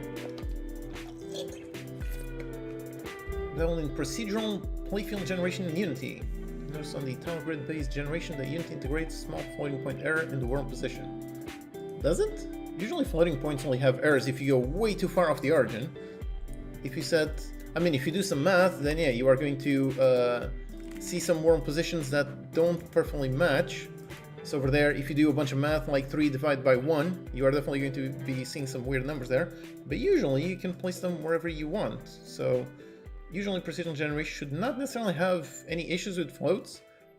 It's definitely an interesting topic and something that I haven't used too much, but yeah. Unless you go super far off, which is the... Did I cover that? I made a video on that. The funny bug that happens. Yeah, what happens when you go too far and things definitely get super messed up. So yeah, it's a pretty fun bug. Like, why does this happen to a normal sphere? It's just because you are going way too far off the origin and everything gets messed up. So yeah, it's pretty fun. It is pretty fun. Okay, so I've got the time machine. Okay, what else do I need?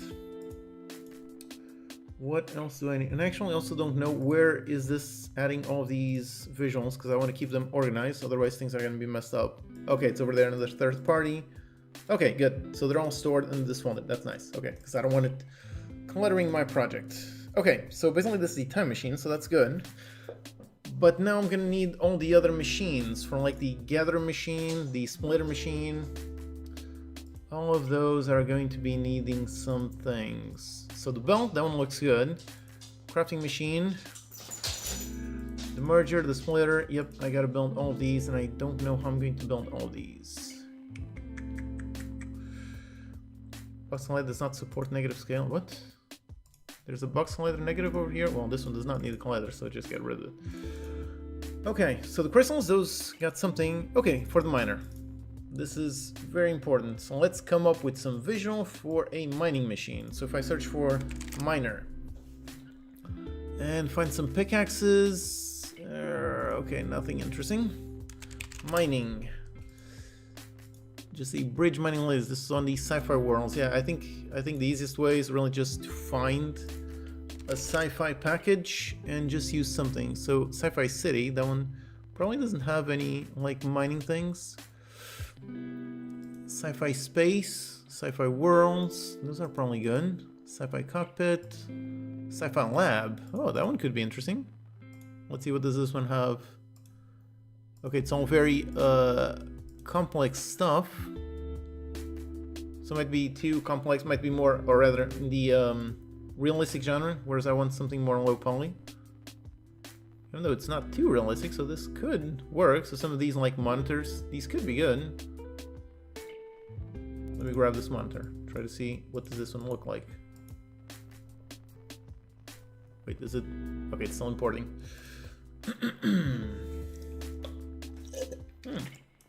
Drill. Okay, that's good. I gotta search for drill.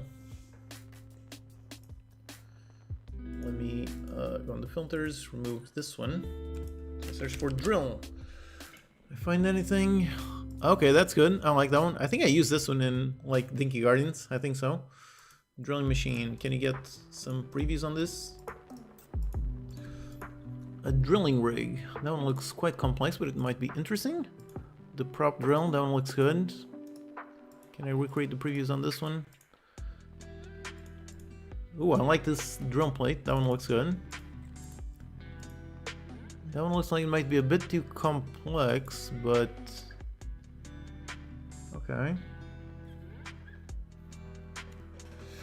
Is it true that Unity cannot handle large scenes? Having issues with the big scene compared to Unreal?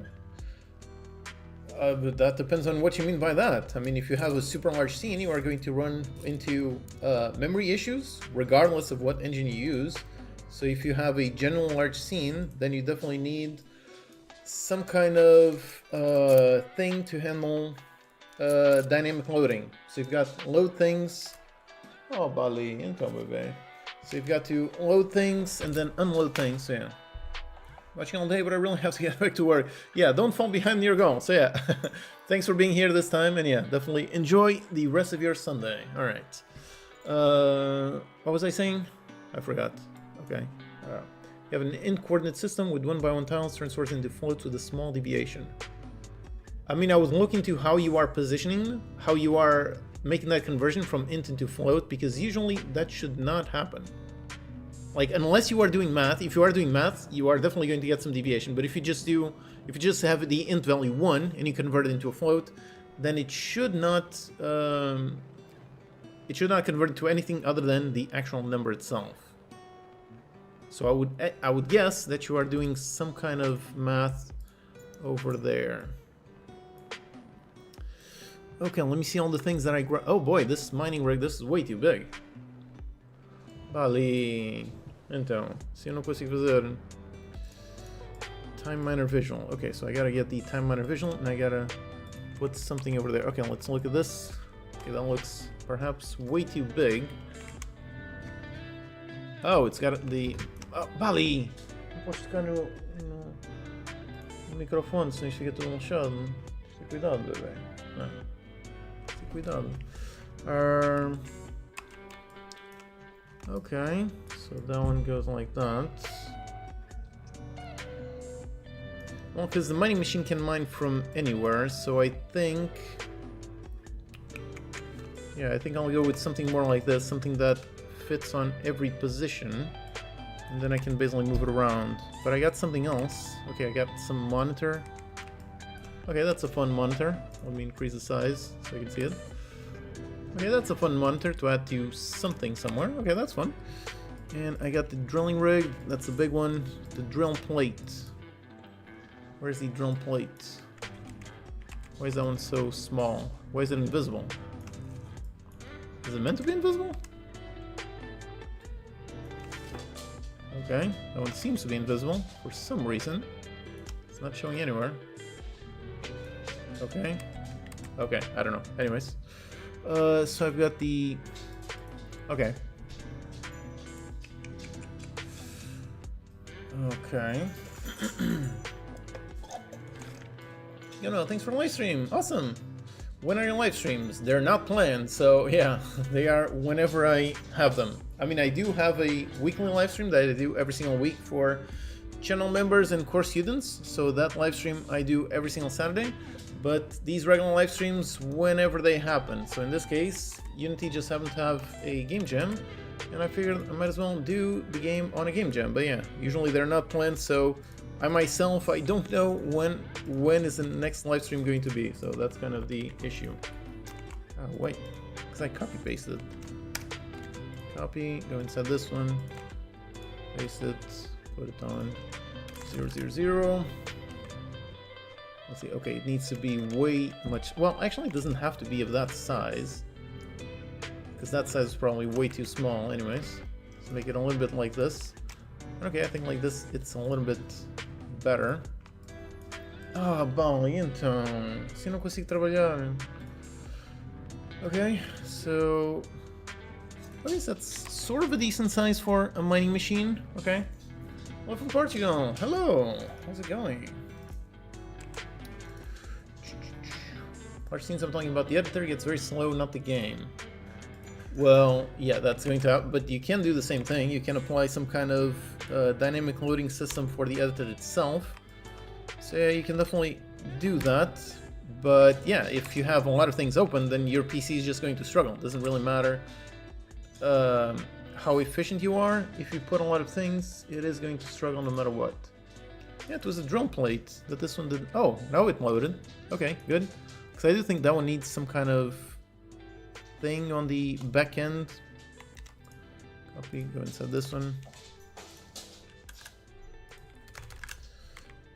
Okay, like this, I do think it looks a little bit better. Okay, maybe it's way too big. Maybe match the feet. Okay, like this, I like it. I think that looks a little bit better. So that's a mining machine, okay. Yeah, I guess it goes out, mines things, goes back there. Might just be a little bit too small.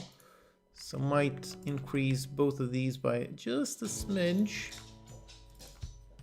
Okay, something like this I think looks good. Let's try to see it in gameplay.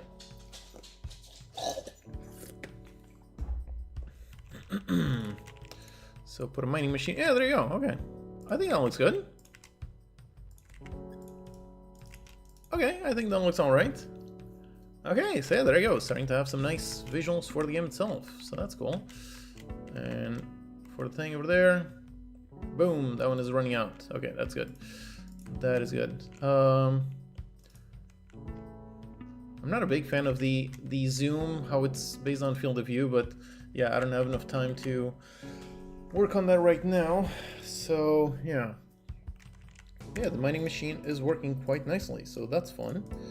I can mine down over there. Yeah, so that's cool. So I can mine a whole bunch of stuff, put the belts, and they all look quite nicely. Okay, so now what do I need? Well, I need the other machines. So like Big Blue, yep, there you go, for the crafting machines. I gotta figure out how am I going to craft things. Then I gotta figure out the icons. So yeah, maybe I'll do the icons right now, just because those are going to be tricky to do afterwards. So let's actually... Oh, the arrow, that one is not a thing. So, icon, what do I call it? Blue crystal? Wait, crap, I want the PSD file. Icon blue crystal. And inside this one, what size is this? This is 100 by 100, which is fine. Yeah, that's fine. I don't need anything too big. Although, yeah, I guess let's make it a little bit bigger. Let's put it on 256 by 256. Okay. So now let's make some nice icons. And for the icons, let's just go and just... Actually, technically, I don't know. Do I look for... Well, yeah, I wasn't meant to look for icon. No, I was meant to... What do I want? Crystal. Crystal. About a HUD where it starts pulsating as time goes down to 0. Yep, that is definitely on the to-do list. So yep, definitely all those HUD elements. I won't be adding all of those. Instead of prefabs, let me look for images. Crystal images. I don't know, these look good, but... So do I use one of these like crystal images? Or... Why are these not getting previews? That's annoying. So do I use one of these crystal images, or do I just get a picture of it? So I can just go on the, let's go inside, for example, the time crystal blue. And just go inside this one. Over here, just get something kind of like this. I want something that gets good lighting. Okay, something kind of like this. Let's grab this guy. Go up here. Dump it in here. Actually, let's dump it into a new one. New project. Let's remove the background. And okay, let's make another one and merge it. Then grab it, place it not on the arrow. I don't want to modify the arrow. I want to modify this one right here. Put it kind of like this. Okay, so I think like this it might work out. So let's see, blue crystal. Crap. Damn it. I hate when that happens, when I click and accidentally modify the origin. Okay, so I think like this, and maybe add some kind of dark outline. So adding a stroke. Just a black stroke or a white stroke? Okay, I'm not sure. Maybe both? A black stroke and a white stroke. Is that way too much? Might be way too much. No, not this, no. Okay, this might be a little bit too much, but sure. So I've got the icon, and this, let me just modify the import settings to that one, single, full rect with generate mip maps, remove the mat, just like that, okay. Because on the resources themselves, so on the scriptable objects, over here for the blue, I'm going to need that. So over here on the scriptable object, public sprite for the actual sprites. So I need to add that, recompile that. Any reason to use light theme? Because dark theme burns my eyes. I cannot stare over here at the code for more than 10 seconds without getting a massive headache. So yep, that is why. Oh, Bali, Kafoy. Icon blue crystal. Okay, let me see what this sort of looks like.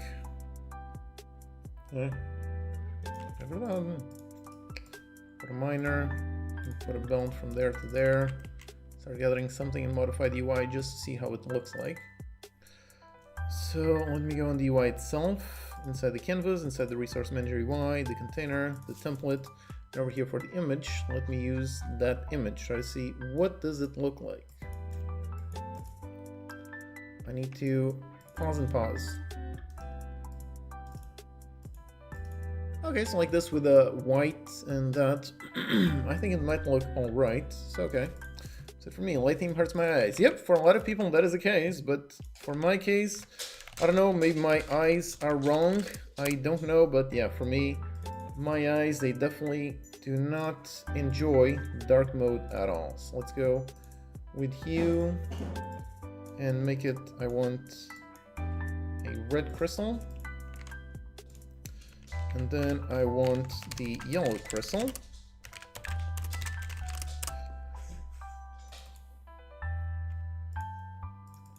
Overlay, put it in like a yellow. Can't quite, so let's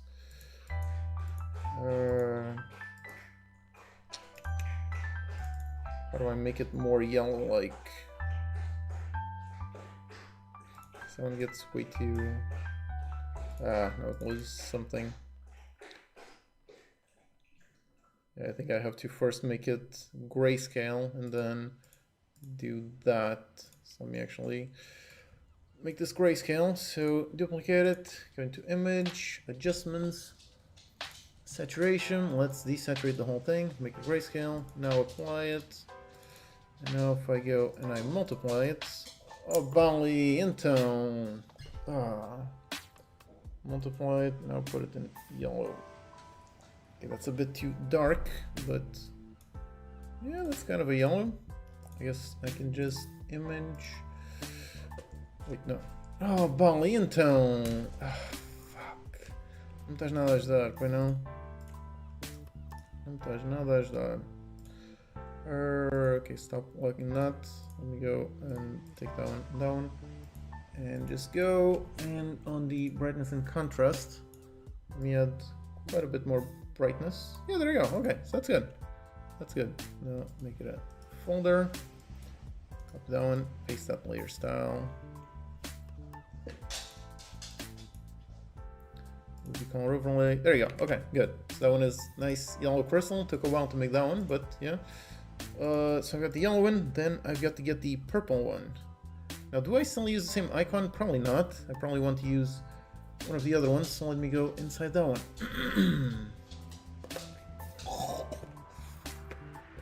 The person should experiment with more genres. I definitely think, well, in terms of learning, I'm a big fan of more genres, but if you want to find success with your games, then learning one genre and sticking with it, that can usually be the better approach. So yeah, that's a bit of a tricky one. Okay, can I remove the background or is Photoshop gonna be messed up?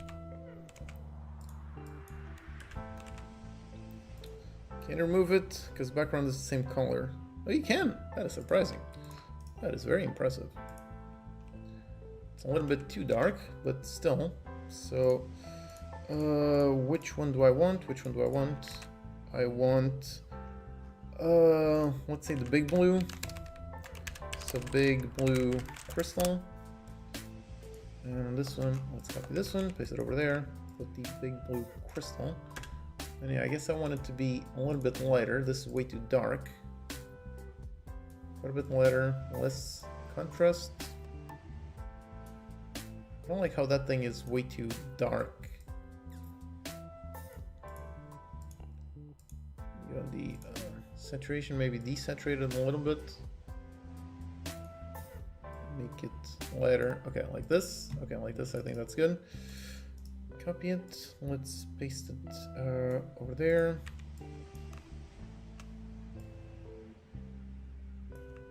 Kind of looks like a butterfly, which is not really intended, but okay, I guess that works. Let's go on the color overlay. Let's do a multiply, and first of all, make a big blue. So let's see, big blue crystal. Then another one for the purple crystal. So let's go on this one, make it nice and purple. Apply by something like this that is too dark. Like this, that's the purple crystal.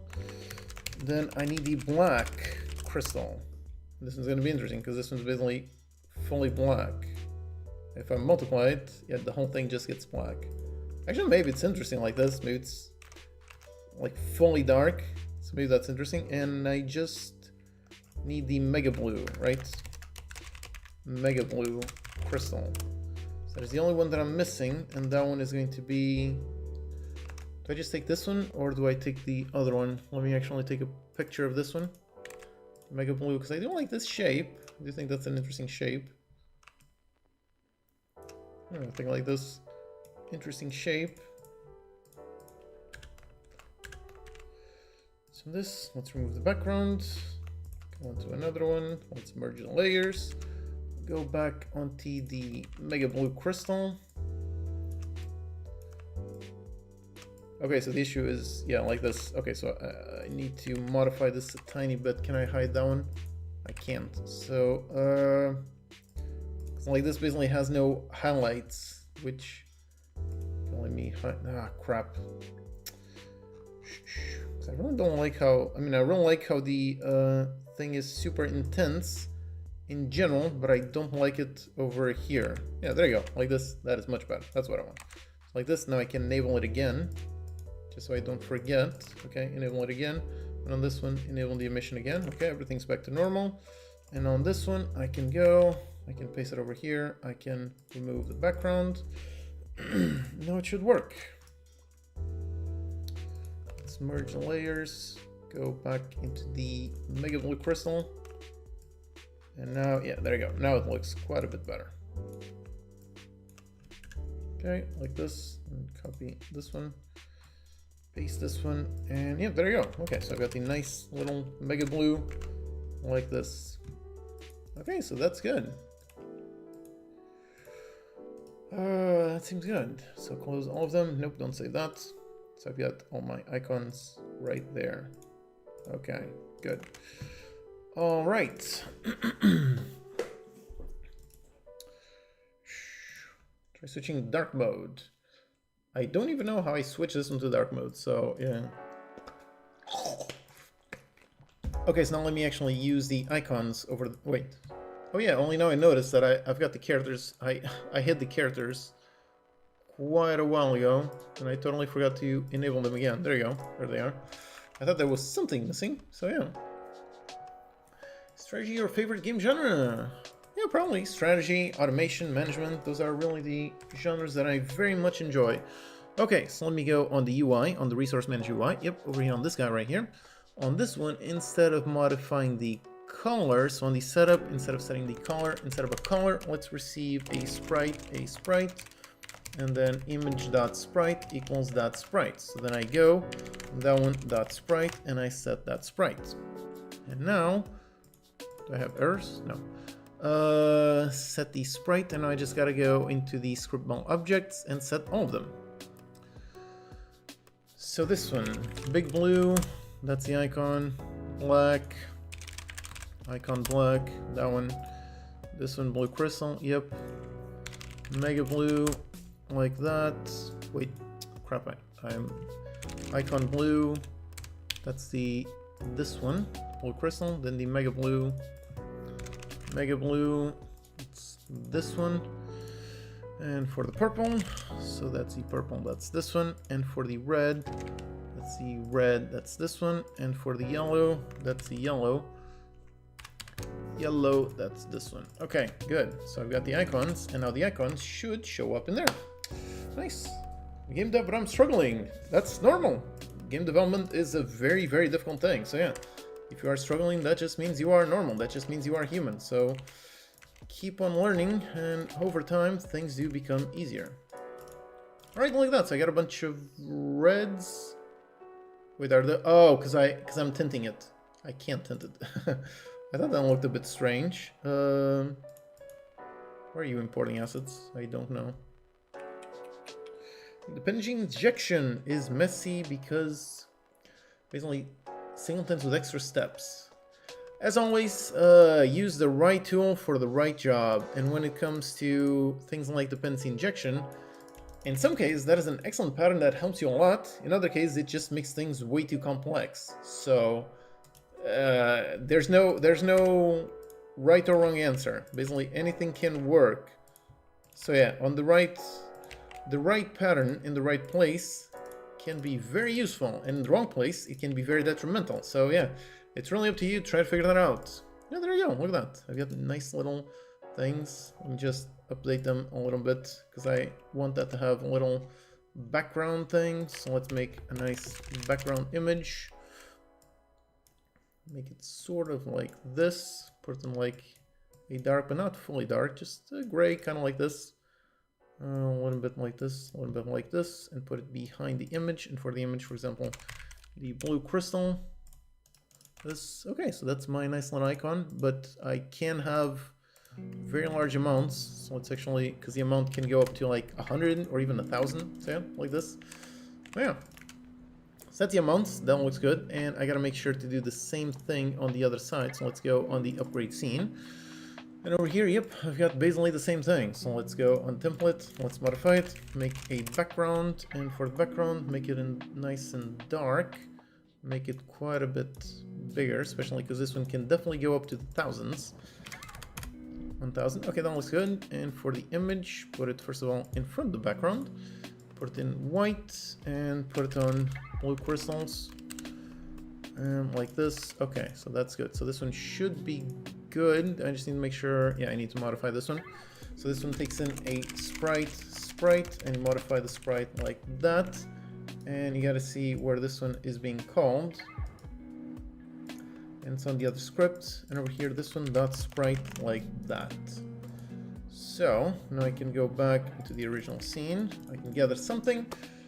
Then I can go down and I should be able to see the totals and they should match.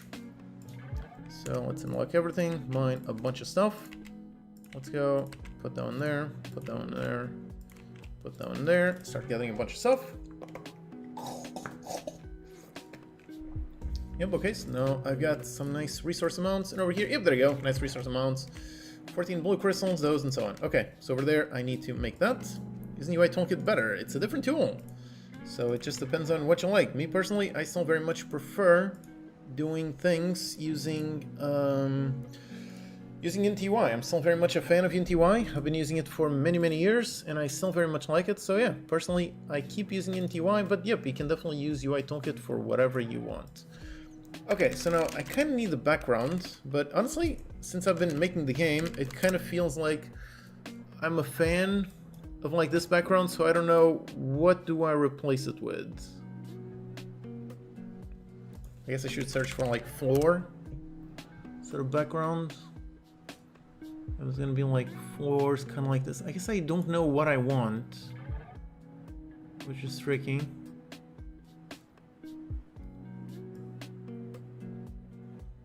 Do I want some kind of floor kind of like this, maybe? Maybe something dark, maybe something like this. Floor seamless base. Asset has vanished since the last refresh. Well, that's annoying. So I can't import this one. Do I have to download it? Can I download it? Oh, geez, that is downloading very slow. What is going on? Okay, yeah, this is gonna take hours. Okay, let me find another background, because there's bound to be tons of them. Some rocks. I don't think rocks would look very good. Actually, instead of images, let me search for materials. That is probably better. Some floor material. These all look to, let's see, wood floor, grass floor, castle floorboards. I like this one. I think this is literally the one that I gotta cache in. Ah, crap. Yeah, I don't know, grass or sand. I'm not sure. Because that's the thing, I really like the low poly sound, but obviously low poly doesn't quite work for backgrounds, for floors. These are all spheres. What are all these spheres? Okay, I don't want any of this. Nope, nope, nope. I don't know why it's giving me these strange ones.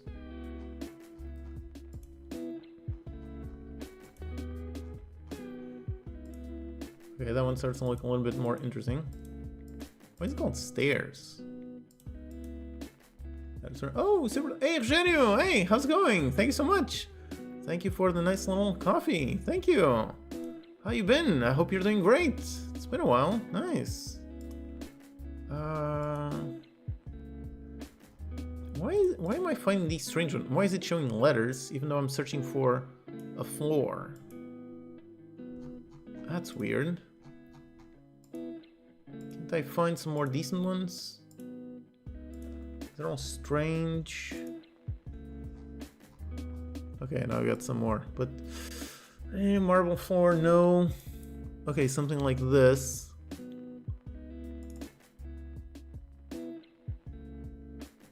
But I don't even know where is this going to, because the other ones were importing the meshes and putting them there. I don't know.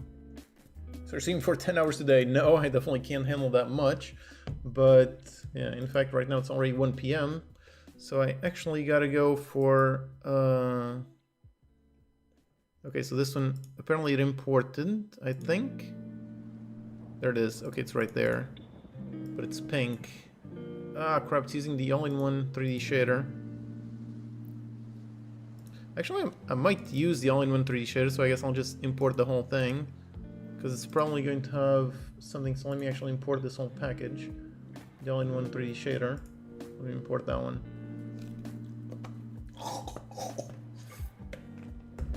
Search for ground instead of floor. Okay, that might be helpful, actually. First snow of the season here in Canada. Oh, really? Wow. Over here, this is also the first day that it's actually super cold. This morning was like 10 degrees. Which was very cold. It was basically the first time this winter, first time in the last few months that I've had to turn on the AC because it was way too freaking cold. So yeah, I am not a fan of the cold, so that is not a positive thing. Some rocky material ground. Okay, yes.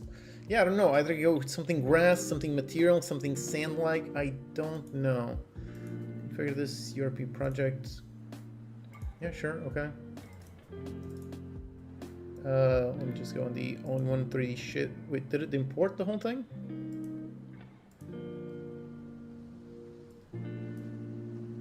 Where did it add?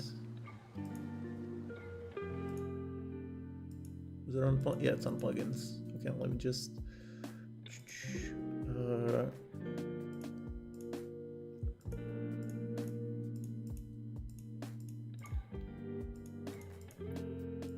Ah, crap. So it didn't actually help in finding... What did I want? What was I finding? I was finding plugins on 1.3 shader, demo shaders, shader library. Was it here? No? Where did I grab it? Oh, from demo materials presets. Okay. So let's go into demo materials presets. And are these going to be pink? Some of them... No. Okay, some of them are pink and... Oh, they are just compiling the shader, so that should work. So what is the matte floor panel 2x2? Matte floor panel 2x2. I can't find it.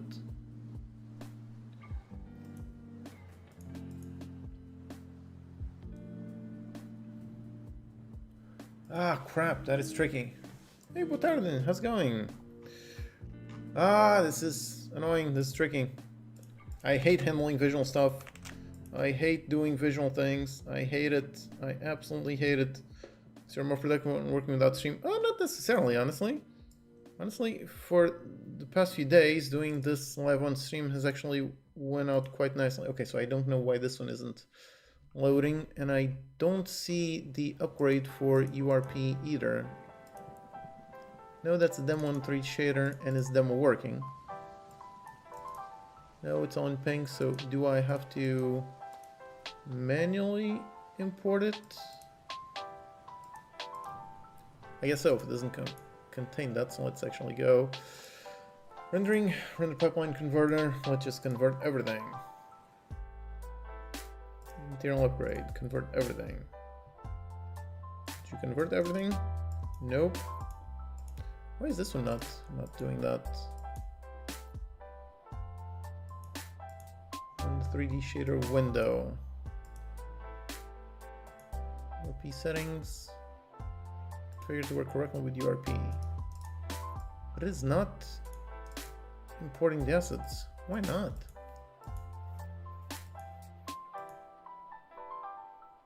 project type.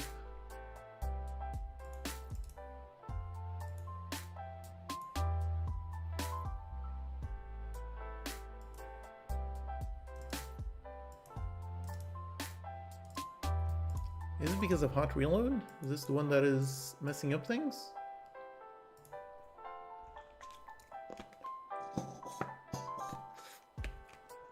I think I'm just gonna go and look for another one, but why is this not working?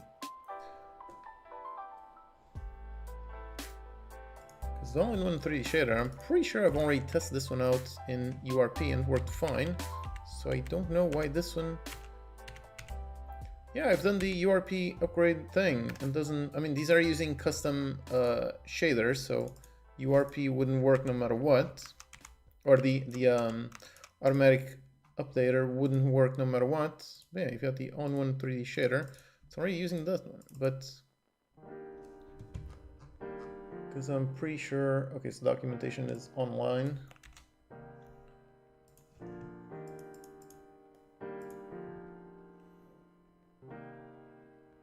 Because I'm pretty sure, I don't know why this one is, shaders are usually easily upgradable.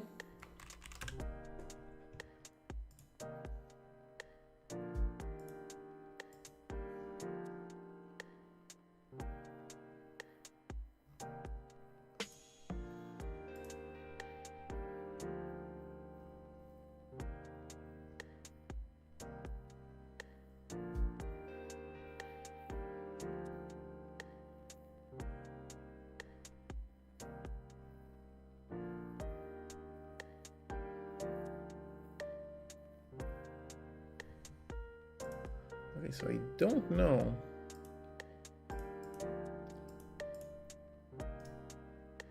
Because all these are not... Ah, crap, I guess I'll think about it later. For now, I guess I'll just look for a different thing. So let me go up here, search for ground. Belarus, hey, for this game Dev2, we're going up on your videos on programming. That's awesome. Thank you for watching. I'm glad my videos have helped you. Thank you.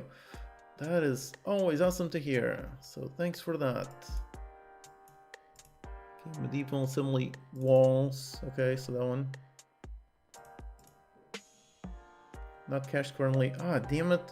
I've got so many of these that I need to download, and for some reason now the Assessor decides to be slow.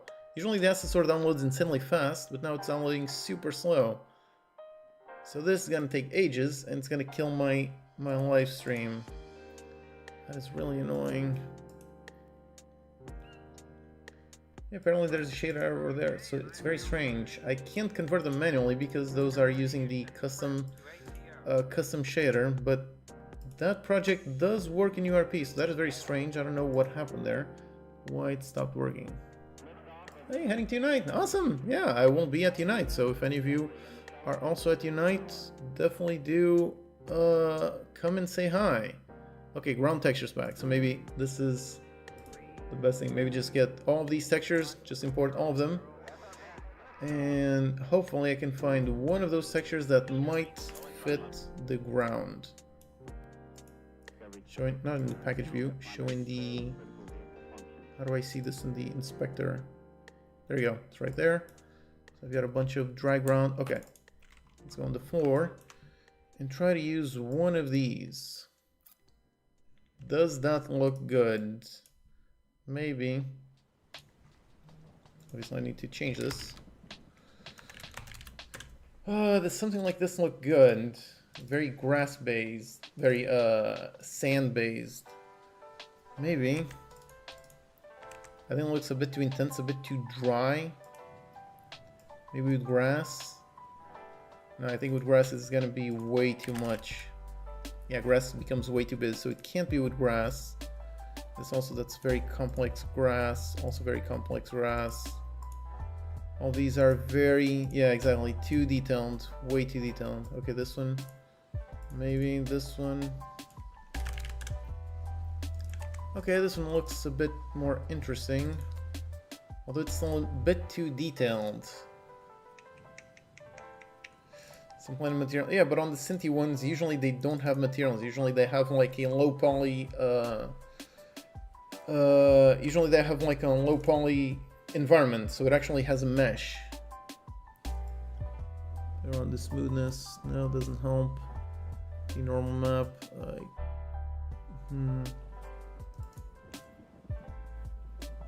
this looks good. Does it look good? I don't know if it doesn't look good. That one also looks too busy, but still, the grass too. That one definitely looks more, looks better than the other ones. That one seems way too busy. What about lava? Yeah, I'm pretty sure this is not going to look good, but still, just for fun. Just for fun. Yeah, obviously not good. Everything is invisible now, but yeah, that's funny.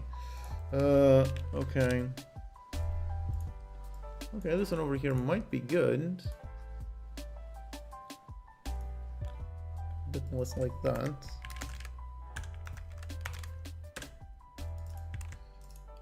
Ah, still looks not a fan. Not a fan.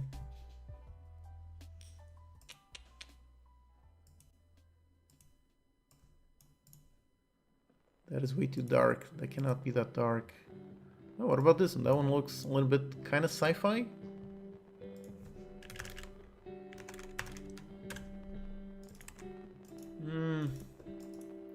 I think the thing is I really don't like the crystals like this. I guess that's kind of the issue. So like this, it doesn't necessarily look too bad, but with that one over there,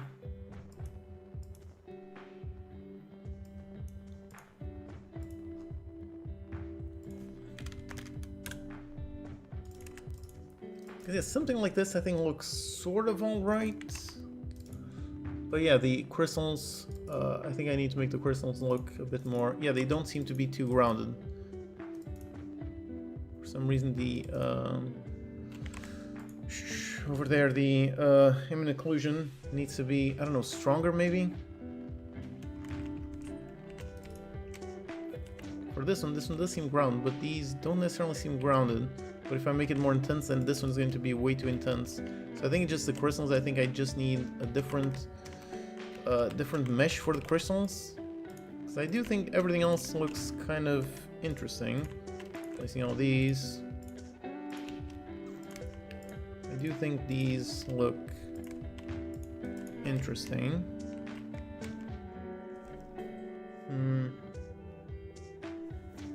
Yeah, the grid was... yeah, after looking at the grid for so long, I actually do kind of miss the grid. But, yeah. Those crystals causing shadows. They are, but the... I'm pretty sure they are causing shadows.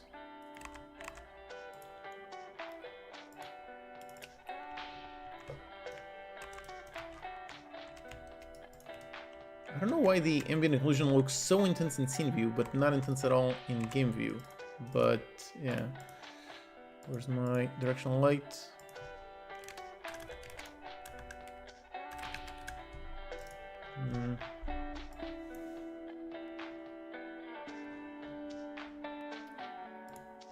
Settings.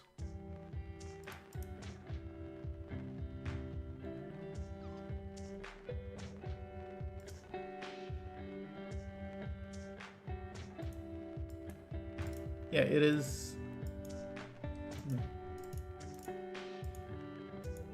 Hard shadows, soft shadows, no shadows. I don't know. Are they causing shadows or not?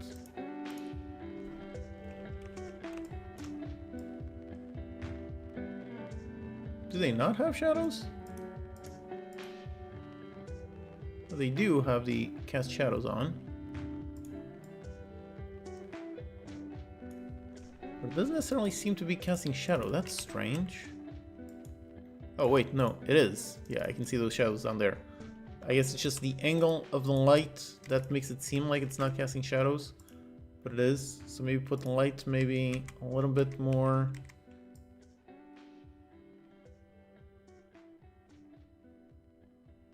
Okay, so, because yeah, that one is casting shadows. All of them are casting shadows. But...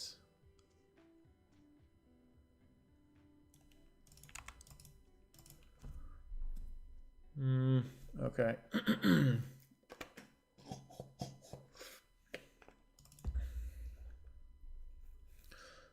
Photoshop 11, change colors.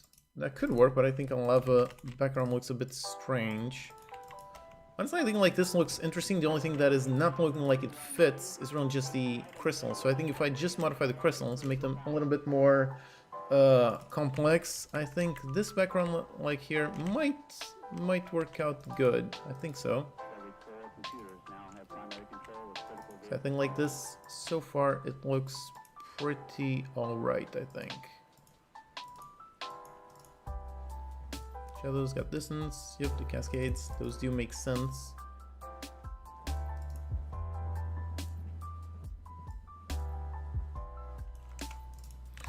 But yeah, okay, so like this, I think looks decent enough for now.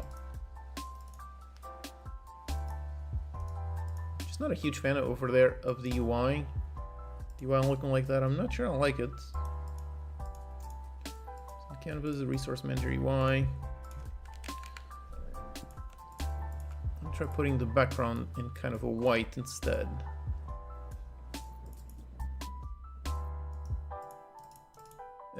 No, that does not look better. I thought maybe it would look better, but nope. Even alpha kind of like this. I don't know which one I prefer. Black low alpha or light no alpha. Okay, I think lower alpha on the black. I think that makes a bit more sense. I think it looks a bit better.